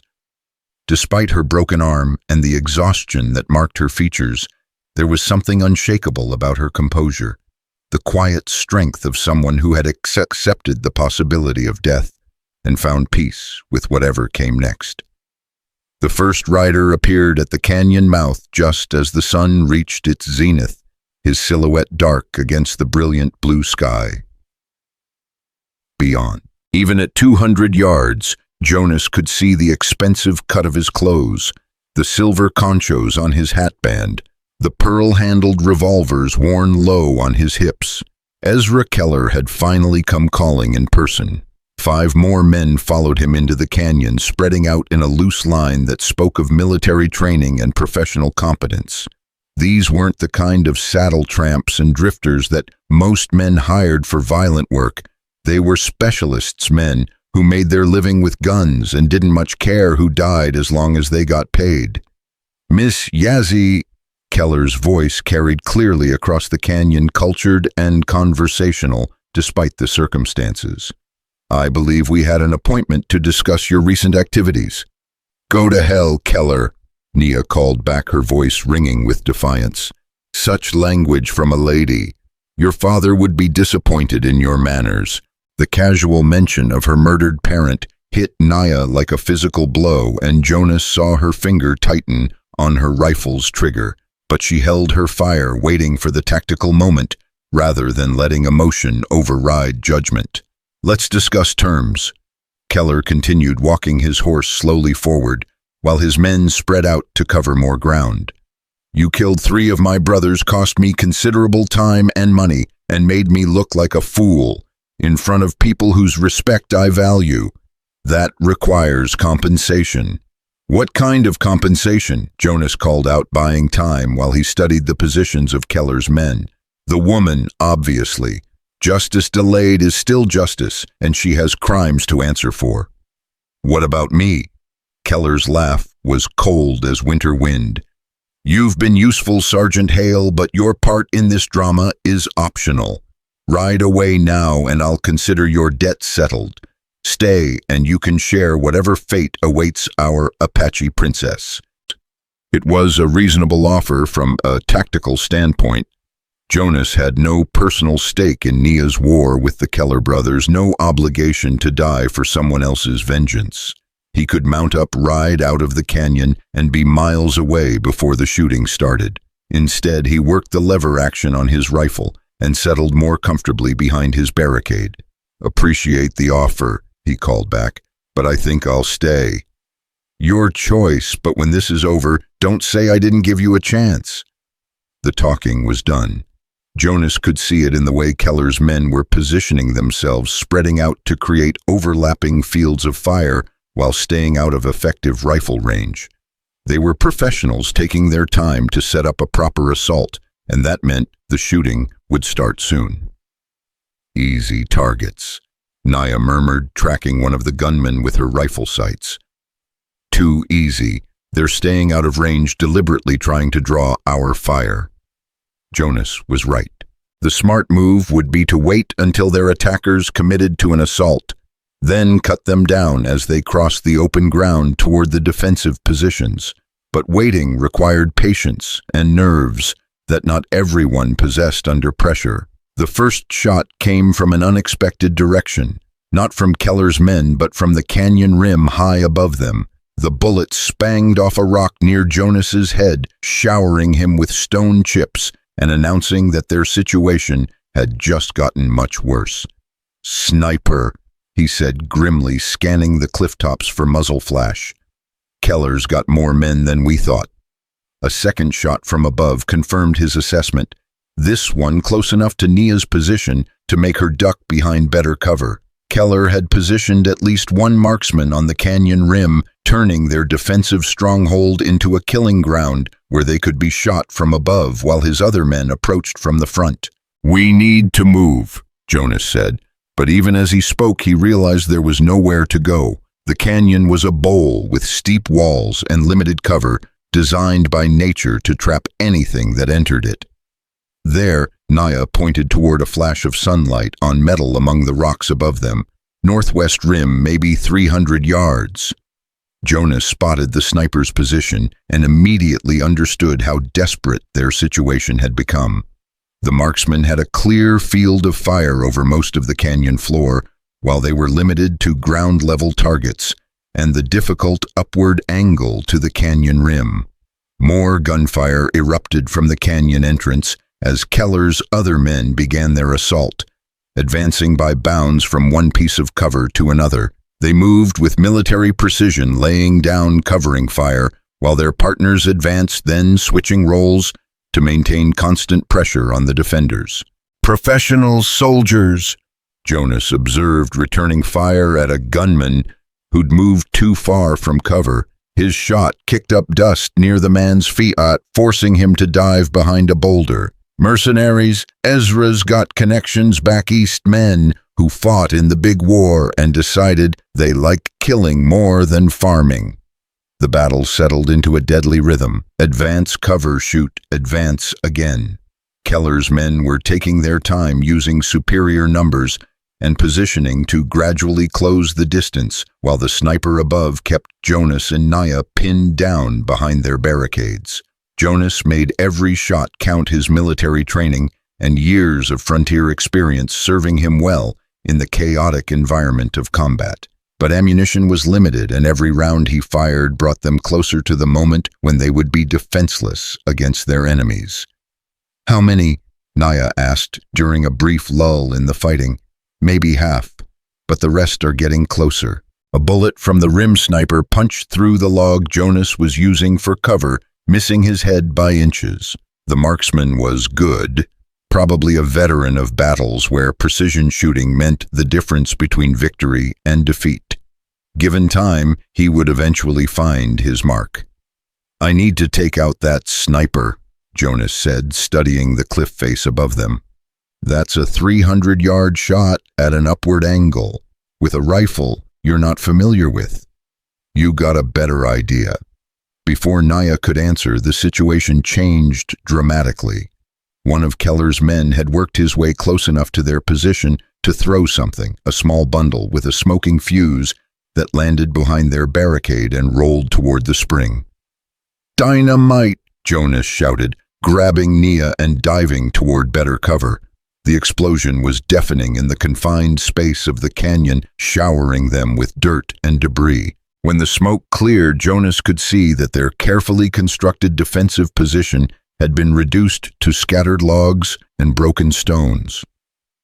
"You all right?" he asked, checking Nia for injuries. "Still breathing. You?" "Same." but Jonas could feel blood running down his face from cuts caused by flying rock splinters, and his ears were ringing from the blast. More importantly, their defensive advantages had been largely eliminated by the explosion. "Time to go," he said, helping Nia to her feet. But as they emerged from the wreckage of their position, Jonas realized that Keller's men had used the distraction of the dynamite to advance much closer. Gunmen were now positioned within 50 yards of their location, close enough that retreat would mean running a gauntlet of rifle fire with little chance of survival. "The spring," Nia said, pointing toward the cottonwood trees. "Better cover and maybe we can work our way up the back wall." They moved in short rushes, using what remained of their barricades and the natural features of the canyon floor to avoid the searching bullets from multiple directions. The spring and its surrounding trees offered some protection, but Jonas knew it was only a temporary reprieve. As they settled behind the largest cottonwood, he took stock of their tactical situation. Ammunition was running low, their defensive position was compromised. Enemies were advancing from the front while a sniper controlled the high ground above them. In military terms, their situation was hopeless. "Any chance your grandfather taught you how to climb out of here?" he asked. Nia studied the canyon walls with the experienced eye of someone who'd grown up in this country. "There's a trail on the north face, but it starts about halfway up the wall. We'd have to climb 20 feet of loose rock to reach it. Under fire from 6 directions. Under fire from 6 directions, she agreed. It was then that Jonas heard something that changed everything. The distant sound of a bugle call echoing across the desert, faint but unmistakable. He'd heard that particular call thousands of times during his years in the cavalry, and it meant only one thing. "Cavalry," he said with wonder. "There's cavalry coming." Nia listened intently, her Apache hearing more sensitive than his to the subtle sounds of the desert. Horses, many horses, coming from the north. The sound of approaching riders had an immediate effect on their attackers.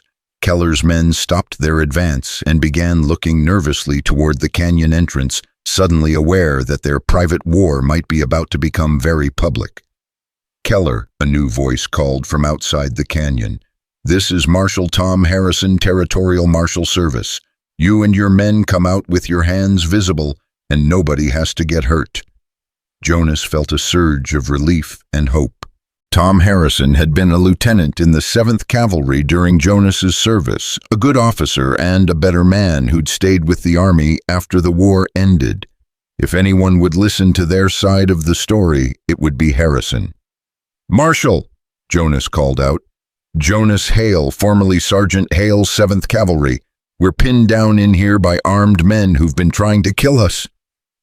"Jonas, Jesus Christ, what are you doing mixed up in this mess?" Before Jonas could answer, Ezra Keller's cultured voice rang across the canyon. "Marshal Harrison, you're interfering in a private matter. This woman is wanted for the murder of 3 men, and I'm exercising my legal right to citizen's arrest. Is that so?" "Well, Mr. Keller, from where I'm sitting, it looks more like you're conducting a small war, and last I checked, private wars were against federal law in this territory." The standoff that followed was tense but brief. Keller might be ruthless and determined, but he wasn't stupid. Fighting a territorial marshal and his deputies would bring the full weight of federal law down on his head, destroying any legal pretense he might claim for his actions. "Stand down, men," Keller finally ordered. "This isn't over, but we'll settle it in court like civilized people." Jonas and Nia emerged from their cover as Keller's men withdrew from the canyon. Marshal Harrison rode in with 6 deputies, all of them armed and alert. Harrison himself was a big man with graying hair and the kind of steady eyes that had seen too much violence to be impressed by threats or bluster. "Jonas," Harrison said, dismounting and walking over to where they stood. "Been wondering what happened to you after you left the army. Should have known you'd find trouble." "Trouble found me this time, Tom, but I'm glad to see you." Harrison's experienced eyes took in Nia's injuries, the evidence of recent fighting and the defensive positions they'd constructed. "Want to tell me what this is all about?" Jonas gave him the short version: the well, the accusations of witchcraft, the pursuit across the territory. Harrison listened without interruption, occasionally glancing at Nia to gauge her reaction to Jonas's account. "That's quite a story," Harrison said when Jonas finished. "But I've got a different version from Mr. Keller there. Says this woman murdered his 3 brothers and has been terrorizing the territory ever since." "His brothers were claim jumpers and murderers," Nia said quietly. "They killed my father and burned our trading post. When the local law wouldn't act, I did. You got proof of that. I got 3 dead men who won't be stealing from anyone else." Harrison studied her face, looking for signs of deception or madness. What he found was someone who'd been pushed beyond her limits, but remained fundamentally sane and principled. "Well," he said, finally, "seems to me this whole mess needs to be sorted out in a proper court with proper lawyers. Mr. Keller, you and your men are going to ride out of here peaceful-like and let the law handle this from now on. And the woman is going to come with me to Tucson, where she'll get a fair hearing in front of a federal judge. If she's guilty of what you claim, she'll face justice. If she's not..." Harrison let the implications hang in the desert air. Keller's face was dark with rage, but he was smart enough to recognize that his options had been severely limited by the marshal's arrival. "This isn't over," he said, his pale eyes fixed on Nia. "Yes, it is," Harrison replied firmly. "Any more vigilante justice in my territory, and I'll see you in federal prison. That's a promise." As Keller and his men rode away, Jonas felt the tension that had gripped him for days beginning to ease. For the first time since pulling Nia out of that well, they weren't running for their lives or preparing to fight for them. "Thank you, Marshal," he said. "How did you know to find us here?" Harrison smiled grimly. "Got a telegraph from Father Miguel yesterday morning. Said an old friend was in trouble and might need help. Took me a while to figure out where you'd gone to ground, but Apache hunting ground seemed like a good bet." The old priest had kept his word, Jonas realized. Even after being threatened by Keller's men, Father Miguel had found a way to help them without breaking his principles or endangering himself. "What happens now?" Nia asked. "Now we ride to Tucson and let a judge sort out the truth," Harrison replied. "But I'll be honest with you, killing 3 men, even bad men, is going to require some careful legal maneuvering." "I understand." As they prepared to leave the canyon, Jonas found himself walking beside Nia toward the horses. The immediate crisis was over, but questions remained about what would happen next, what the future held for 2 people whose lives had become intertwined by violence and desperation. "Whatever happens in Tucson," he said quietly, "I want you to know that I don't regret pulling you out of that well." Nia stopped and turned to face him, her dark eyes serious. "Even though it's caused you nothing but trouble. Especially because of that. For the first time in 3 years, I feel like I'm the man I used to be instead of the one I became." She nodded slowly, understanding passing between them like a current of electricity. They'd been through too much together to pretend that their partnership was merely convenient or temporary. Something deeper had grown between them in the crucible of shared danger, trust, respect, and the kind of bond that transcended the artificial divisions that separated their peoples. "Whatever the judge decides," Nia said, "I'm glad it was you who heard me calling from that well." The ride to Tucson took 3 days with Marshal Harrison and his deputies, providing escort and protection. It was strange for Jonas to be surrounded by lawmen instead of running from them, strange to sleep without one eye open and one hand on his gun, but it was also liberating. For the first time since Canyon de Chelly, he wasn't carrying the weight of the world on his shoulders alone. Someone else was responsible for making the hard decisions, for protecting the innocent, and seeing that justice was done. On the second night, as they sat around the campfire listening to Harrison tell stories of his army days, Nia moved closer to Jonas, close enough that he could feel the warmth of her body beside him. "Are you afraid," she asked quietly, "of what? The trial? of what comes onto the trial. Win or lose, everything changes when we get to Tucson.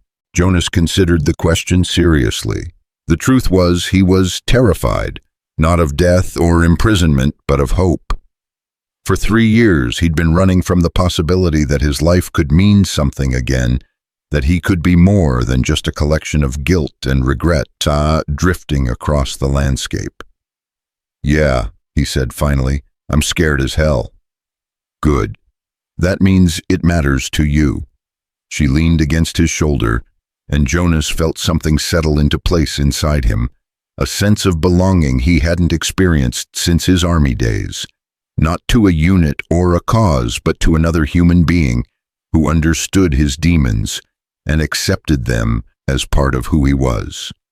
The stars wheeled overhead as the fire burned low and the camp settled into sleep. Jonas took the first watch, as he had for so many nights during their flight across the territory. But this time, instead of scanning the darkness for enemies, he found himself thinking about the future. About a cabin somewhere in the mountains far from the settlements where people cared about the color of your skin or the sins of your past. About waking up every morning next to someone who knew exactly who you were and chose to stay anyway. About children who would grow up understanding that the world was bigger and more complicated than the narrow prejudices that divided it. It was a dangerous dream, the kind that could break a man's heart if it didn't come true. But as Naya stirred beside him in her sleep and unconsciously reached for his hand, Jonas allowed himself to believe that maybe, just maybe, dreams sometimes did come true for people who'd paid the price for them. The well that was supposed to be Nia's grave had become something entirely different, the foundation for a new life built on the bedrock of shared struggle and mutual respect. Whatever verdict the judge in Tucson might render, whatever challenges lay ahead, Jonas knew he would face them with someone who understood that redemption was possible for anyone willing to fight for it. As the eastern sky began to lighten with the promise of a new day, Jonas Hale found himself looking forward to tomorrow for the first time in 3 years. The tomorrow he'd been looking forward to arrived with the dust and heat and promise of Tucson, but it brought complications Jonas hadn't anticipated. The territorial capital was a sprawling collection of adobe buildings and wooden storefronts that had grown up around the old Spanish presidio, a place where 3 cultures met and mingled in an uneasy dance of commerce and survival. Mexican traders hawked their wares alongside American merchants, while Apache women sold baskets and pottery in the plaza under the watchful eyes of soldiers from the nearby fort.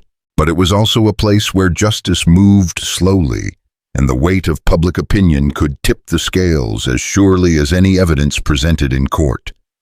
As their small party rode down the main street toward the federal courthouse, Jonas could feel eyes following them from doorways and windows. Curious, hostile, calculating eyes that were already forming judgments about the Apache woman and the scarred ex-soldier who'd chosen to stand with her. "Quite a crowd gathering," Marshal Harrison observed, noting the knots of men who seemed to materialize on street corners as word of their arrival spread through the town. "Bad news travels fast," Jonas replied, his hand instinctively checking the position of his Colt.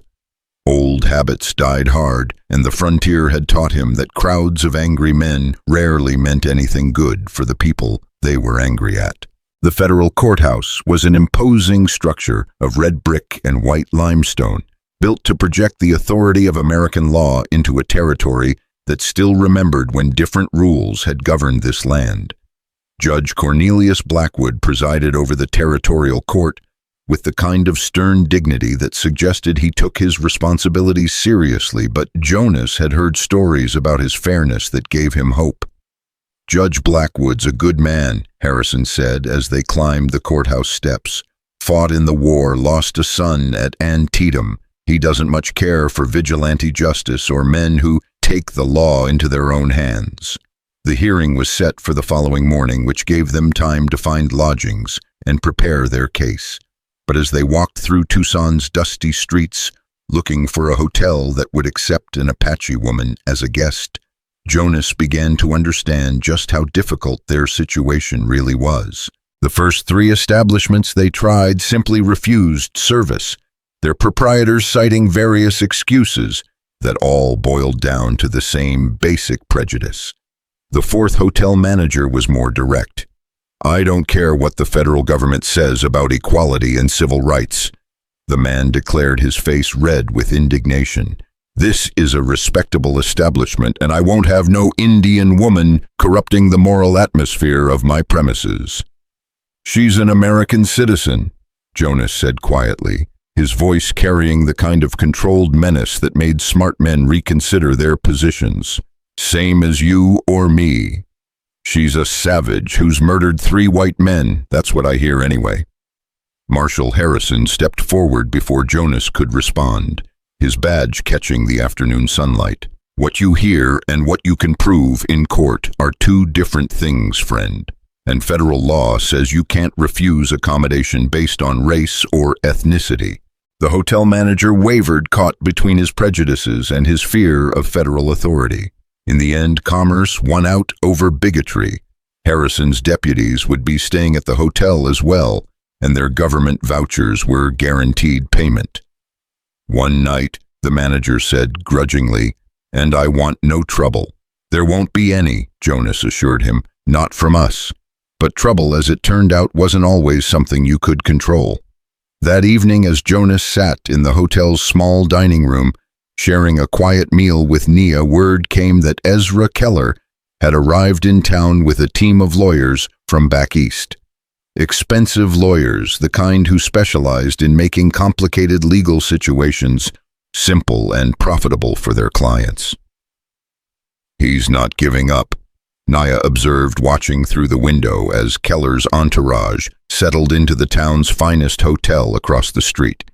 "Did you expect him to?" "No, but I hoped." She turned from the window, her dark eyes reflecting the lamplight. "What if his lawyers are better than whatever help we can find? What if the judge decides that killing 3 men is murder, regardless of the circumstances?" Jonas had been wondering the same thing. Federal judges were supposed to be impartial, but they were also political appointees who understood the importance of public opinion and territorial stability. A ruling that appeared to condone vigilante justice, even justified vigilante justice, could set precedents that undermined the entire legal system.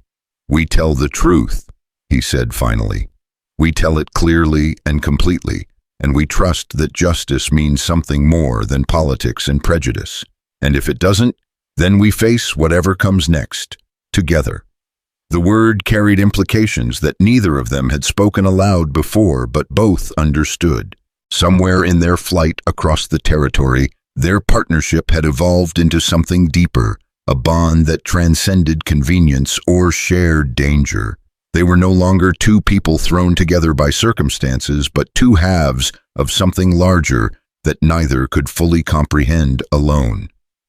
The next morning brought news that complicated their situation even further. Judge Blackwood had been called away on urgent business, and their case would be heard by his replacement, a man named Judge Artemis Crowley, who'd recently arrived from Missouri with strong opinions about law and order on the frontier. "I don't know much about Crowley," Harrison admitted as they walked toward the courthouse. "But what I've heard isn't encouraging. He's got a reputation for harsh sentences and not much patience for what he calls frontier excuses." The courtroom was packed with spectators, most of them men who looked like they'd already made up their minds about the case. Jonas recognized the type from his army days, settlers and merchants and would-be politicians who saw every Apache as a threat to their vision of American civilization, who viewed any sympathy for Indian grievances as weakness or disloyalty. Judge Crowley was a thin man with cold eyes and a beard that couldn't hide the hard set of his mouth. He listened to the charges with the kind of attention that suggested he was already formulating his verdict, occasionally making notes in a leather-bound journal that he kept close at hand. "The defendant stands accused of the premeditated murder of Silas Keller, Marcus Keller, and Luke Keller." The prosecutor announced, his voice carrying clearly through the crowded courtroom. These were not crimes of passion or self-defense, but calculated acts of revenge carried out over a period of 2 years by a woman who rejected the authority of American law in favor of savage tribal customs. The prosecutor was a young man named William Thornton, who'd been hired by Ezra Keller's legal team, and he was good at his job. He painted Nia as a dangerous killer whose actions threatened the peace and stability of the entire territory, a woman who'd chosen murder over justice because she couldn't accept that American courts might not give her the vengeance she craved. The evidence will show, Thornton continued, that the defendant tracked these men across hundreds of miles, studying their habits and routines until she could strike without warning. Silas Keller died of a rattlesnake bite, but witnesses will testify that the defendant was seen in the area collecting snakes just days before his death. Marcus Keller fell from a cliff, but the defendant was observed on the same cliff earlier that morning. Luke Keller drank poisoned whiskey, and the defendant had been asking questions about his favorite saloon for weeks before his death. Jonas felt his heart sinking as the prosecutor laid out the evidence. Taken individually, each incident could be explained as coincidence or accident, but presented together by a skilled lawyer, they formed a pattern that was hard to ignore or dismiss. When it came time for their defense, they were represented by a court-appointed attorney named Samuel Morrison, an older man with kind eyes but limited experience in capital cases. Morrison did his best to present their side of the story, calling witnesses who testified about David Yazie's good character and the injustice of his murder. The defendant's father was a respected member of this community, Morrison argued, a man who'd served his country in war and sought only to make an honest living in peace. When he was murdered by claim jumpers and the local authorities refused to act, what choice did his daughter have but to seek justice through other means? But Crowley seemed unimpressed by arguments about frontier justice and the failure of local law enforcement. His questions to witnesses were sharp and skeptical, particularly when they concerned Nia's actions or motivations. "Miss Yazie," the judge said when she took the stand, "do you understand that we have established courts and legal procedures to handle disputes in this territory?" "Yes, Your Honor." "And did you attempt to use those established procedures before taking the law into your own hands?" Nia's voice was steady as she answered, "I reported my father's murder to the territorial marshal. He said he would investigate, but nothing was done.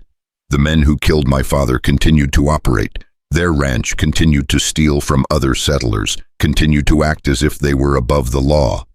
So you decided to become judge, jury, and executioner. I decided to see that justice was done when the legal system failed." Judge Crowley made another note in his journal. "Justice, Miss Yazie, is not about personal satisfaction or revenge. It's about maintaining order and protecting society from those who would violate its rules. When individuals decide to ignore established law and take matters into their own hands, the entire foundation of civilization is threatened." Jonas could see where this was heading, and he didn't like it. Crowley had already decided that Nia was guilty, and he was using the trial as a platform to lecture about law and order rather than examine the specific circumstances of the case. When Jonas took the stand, the prosecutor's questions focused on his military record and his relationship with the defendant. "Sergeant Hale," Thornton said, "you've testified that you helped Miss Yazie because you believed she was innocent of witchcraft. But isn't it true that you were court-martialed for disobeying orders and conduct unbecoming an officer?" "That's correct." "And isn't it true that your court-martial involved your refusal to follow orders during military operations against hostile Apache forces?" Jonas felt the old anger rising in his chest, but he kept his voice level. "The operations involved the massacre of innocent civilians, including women and children. I refused to participate in what I considered to be war crimes. War crimes or legitimate military action against enemies of the United States. There's a difference between soldiers and civilians, even Apache civilians." is there when those civilians support and harbor warriors who raid American settlements and murder American citizens? Jonas could see what the prosecutor was doing, painting his military record as evidence of disloyalty and misguided sympathy for America's enemies. In the context of Nia's trial, it was meant to suggest that his judgment was compromised by guilt and political bias. "I took an oath to protect the innocent," Jonas said finally. "That oath didn't come with racial limitations." The trial continued for 3 days, with witness after witness describing the deaths of the Keller brothers and the evidence connecting Nia to their murders. Some of the testimony was compelling, particularly from people who'd seen her in the vicinity of the crimes, but other witnesses spoke to the character of the Kellers themselves, describing them as violent men who'd terrorized the territory for years. "They weren't just claim jumpers," testified an old Mexican trader named Carlos Vega. "They were murderers and thieves who used their wealth and connections to avoid punishment for their crimes. David Yazzie wasn't their first victim, just their most recent." But Judge Crowley seemed more interested in legal precedent than frontier justice. His questions consistently focused on the rule of law and the dangers of allowing individuals to take justice into their own hands. On the final day of testimony, Ezra Keller himself took the stand, presenting himself as a grieving brother, seeking justice for his murdered siblings. He was smooth and articulate, painting himself as a man who'd tried to use legal means to bring his brother's killer to justice. "I didn't want vengeance," he testified, his voice heavy with apparent emotion. "I wanted justice. When I learned that the territorial authorities weren't actively pursuing the case, I felt obligated to act, not as a vigilante but as a citizen, exercising his legal right to make a citizen's arrest." "And what did you find when you tracked down the defendant?" the prosecutor asked. "I found a dangerous woman who'd allied herself with another disturbed individual. They'd holed up in an old mining camp, heavily armed and prepared to kill anyone who tried to bring them to justice. And it was a masterful performance portraying Keller as a responsible citizen and Nia as a dangerous criminal. The fact that he'd brought an army of hired guns to conduct his citizen's arrest was glossed over as necessary precaution against a known killer. When Morrison cross-examined Keller, he tried to establish the pattern of violence and intimidation that had characterized the Keller brothers' operations. But Crowley sustained most of the prosecutor's objections, ruling that the brothers' past actions were not relevant to the charges against Nia. "Your Honor," Morrison protested, "the defendant's motivation is directly relevant to the question of premeditation and malice aforethought. If she was seeking justice for wrongs committed against her family—" "Counselor," Judge Crowley interrupted, "the court is not interested in relitigating every grievance that has occurred in this territory. The defendant stands accused of 3 specific murders, and the evidence clearly supports those charges. The jury will consider only the facts relevant to those charges, not speculation about frontier justice or vigilante morality." As the trial drew to a close, Jonas realized that they were fighting a battle they couldn't win. The legal system wasn't interested in justice in any meaningful sense. It was interested in maintaining order and establishing precedent, even if that meant sacrificing individuals to serve larger political purposes. During the closing arguments, the prosecutor painted Nia as a symbol of everything that threatened American civilization in the territories. A savage who'd rejected the rule of law in favor of tribal vengeance, a dangerous precedent who needed to be made an example of to discourage others from following her path. "Ladies and gentlemen of the jury," Thornton concluded, "you have an opportunity to send a message that will resonate throughout this territory and beyond. You can declare that American law means something, that civilization will triumph over savagery, that justice comes from courts and judges rather than knives and poison." Morrison's closing argument was passionate but futile. He spoke eloquently about justice delayed and justice denied, about a legal system that had failed to protect an innocent man and now sought to punish his daughter for seeking the justice it couldn't provide.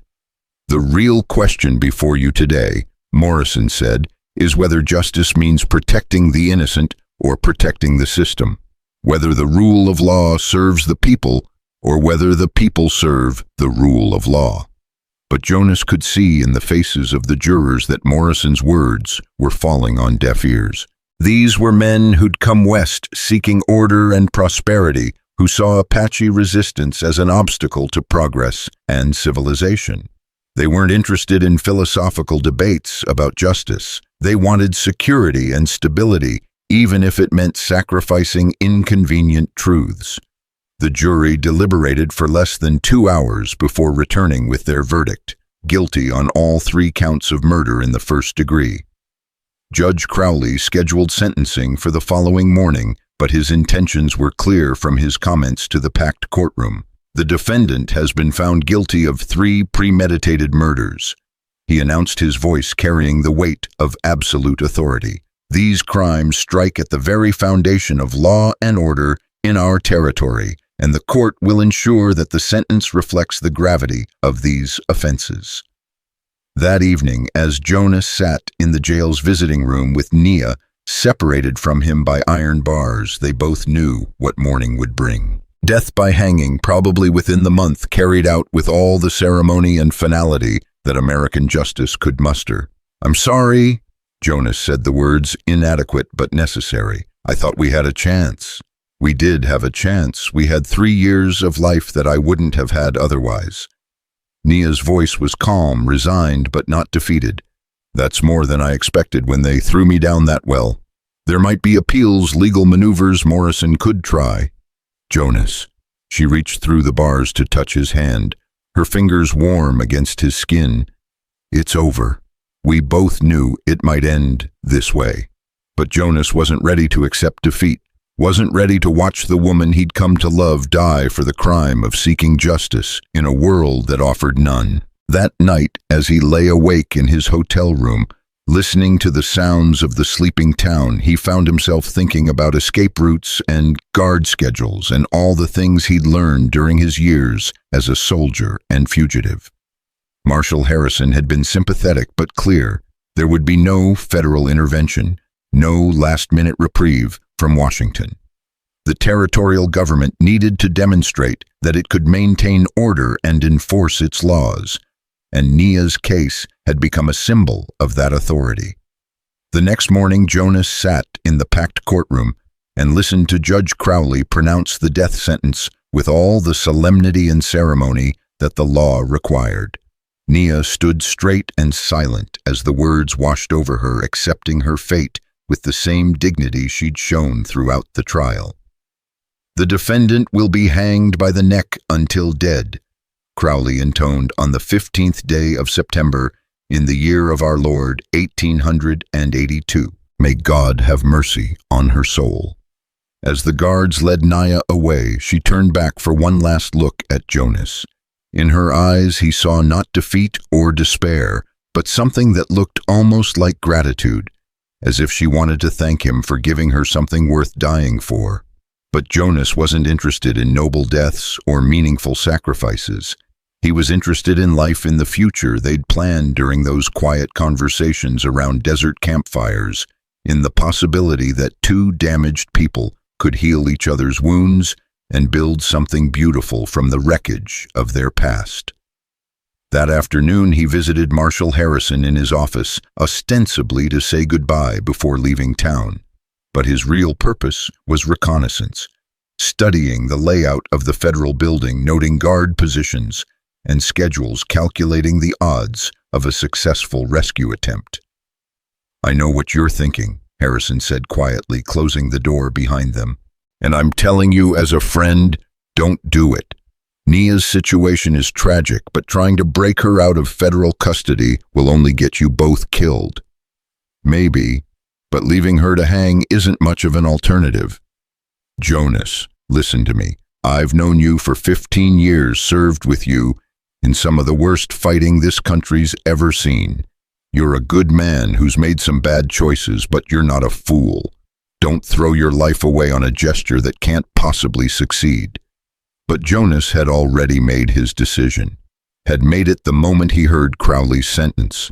Some things were worth dying for, and love was at the top of that list. "Tom," he said, meeting his old friend's eyes, "remember Canyon de Chelly. Remember what happens when good men do nothing while injustice is done in their name." Harrison was quiet for a long moment, his face reflecting the weight of old memories and difficult choices. Finally, he sighed and walked to the window that overlooked the jail where Naya waited for her execution. "The guards change shifts at midnight," he said without turning around. "There's usually about 10 minutes when the back entrance is unguarded while they brief the relief watch." "Tom, I didn't tell you that. If anyone asks, we talked about your travel plans, and I advised you to leave town as soon as possible." Jonas nodded, understanding the gift his friend had just given him. Harrison was risking his career and possibly his life to provide information that might save Naya, but he was doing it because some bonds transcended duty and law and the comfortable certainties of civilized life. The next 12 hours passed with agonizing slowness, as Jonas prepared for what would either be a rescue or a suicide mission. He studied the jail's exterior, noting the positions of windows and doors, the height of walls, and the placement of guards. He purchased supplies and equipment including rope and tools that might be useful for breaking locks or scaling walls. Most importantly, he wrote a letter to be delivered to Nia in case his rescue attempt failed. In it, he tried to express everything he felt, but had never found the words to say. His gratitude for helping him find himself again, his regret that they'd had so little time together, his hope that somewhere beyond death they might find the peace that had been denied them in life. At 11:30 that night, Jonas made his way through Tucson's darkened streets toward the federal jail. The building was a fortress of thick adobe walls and barred windows, designed to hold the territory's most dangerous criminals until they could be transported to federal prisons or execution sites. But every fortress had weaknesses, and Jonas's military experience had taught him to find and exploit them. The jail's strength was also its weakness. The thick walls that kept prisoners in also limited the guards' ability to see out, creating blind spots that could be used by someone willing to take risks. At exactly midnight, Jonas saw the guards at the back entrance step inside to meet their replacements, leaving the rear door momentarily unguarded. He moved quickly across the open ground, his heart pounding with the familiar mixture of fear and exhilaration that came with dangerous action. The lock on the back door was old, but sturdy, requiring precious minutes to pick, while Jonas listened for the sound of returning guards. When it finally clicked open, he slipped inside and found himself in a narrow corridor lined with cells, most of them empty but for a few drunks and petty criminals sleeping off their various mistakes. Nia's cell was at the far end of the corridor, isolated from the other prisoners because of her status as a condemned murderer. Jonas found her sitting on the narrow cot, fully dressed, as if she'd been expecting him. "You shouldn't have come," she whispered as he worked on the cell door's lock. "Couldn't leave you here. They'll hunt us to the ends of the earth. There won't be any safe places, any sanctuary. Then we'll make our own." The lock clicked open and Jonas pulled the door wide, ready to run. For answer, Nia stepped out of the cell and into his arms, her lips finding his in a kiss that tasted of desperation and hope and the sweet possibility of freedom. When they broke apart, her eyes were bright with unshed tears. "Whatever happens," she said quietly, "I want you to know that these have been the best months of my life. You gave me something I never thought I'd have, someone who saw me as a person rather than a problem to be solved or a threat to be eliminated. Save the speeches for later. Right now, we need to move." They made their way back through the jail's corridors, moving carefully to avoid waking the other prisoners or alerting the guards. At the back door, Jonas paused to listen for sounds of movement in the courtyard beyond, then motioned for Naya to follow him into the night. The horses Jonas had stolen were waiting in an alley 3 blocks away, saddled and ready for hard travel. Within minutes they were riding out of Tucson under a canopy of stars, heading north toward the mountains, and whatever uncertain future awaited 2 fugitives from American justice. Behind them the town slept on in blissful ignorance of the escape that would soon see the entire territory buzzing with outrage and excitement. But ahead lay the open desert and the endless possibilities that came with freedom, however temporary it might prove to be. As they rode through the darkness, Naya's arms tight around his waist, and the steady rhythm of hoofbeats marking their passage across the ancient landscape, Jonas found himself thinking about the well that had brought them together. What was meant to be a grave had become a beginning, a foundation for something neither of them could have imagined when their paths first crossed in that sun-blasted settlement called Bitter Creek. They were outlaws now, criminals in the eyes of the law with prices on their heads and no safe havens left to shelter them. But they were also free to write their own story, to create their own definition of justice and happiness and love. And as the first light of dawn began to paint the eastern sky in shades of gold and crimson, Jonas Hale and Naya Yazzie rode toward a future that was theirs to claim whatever the cost might be.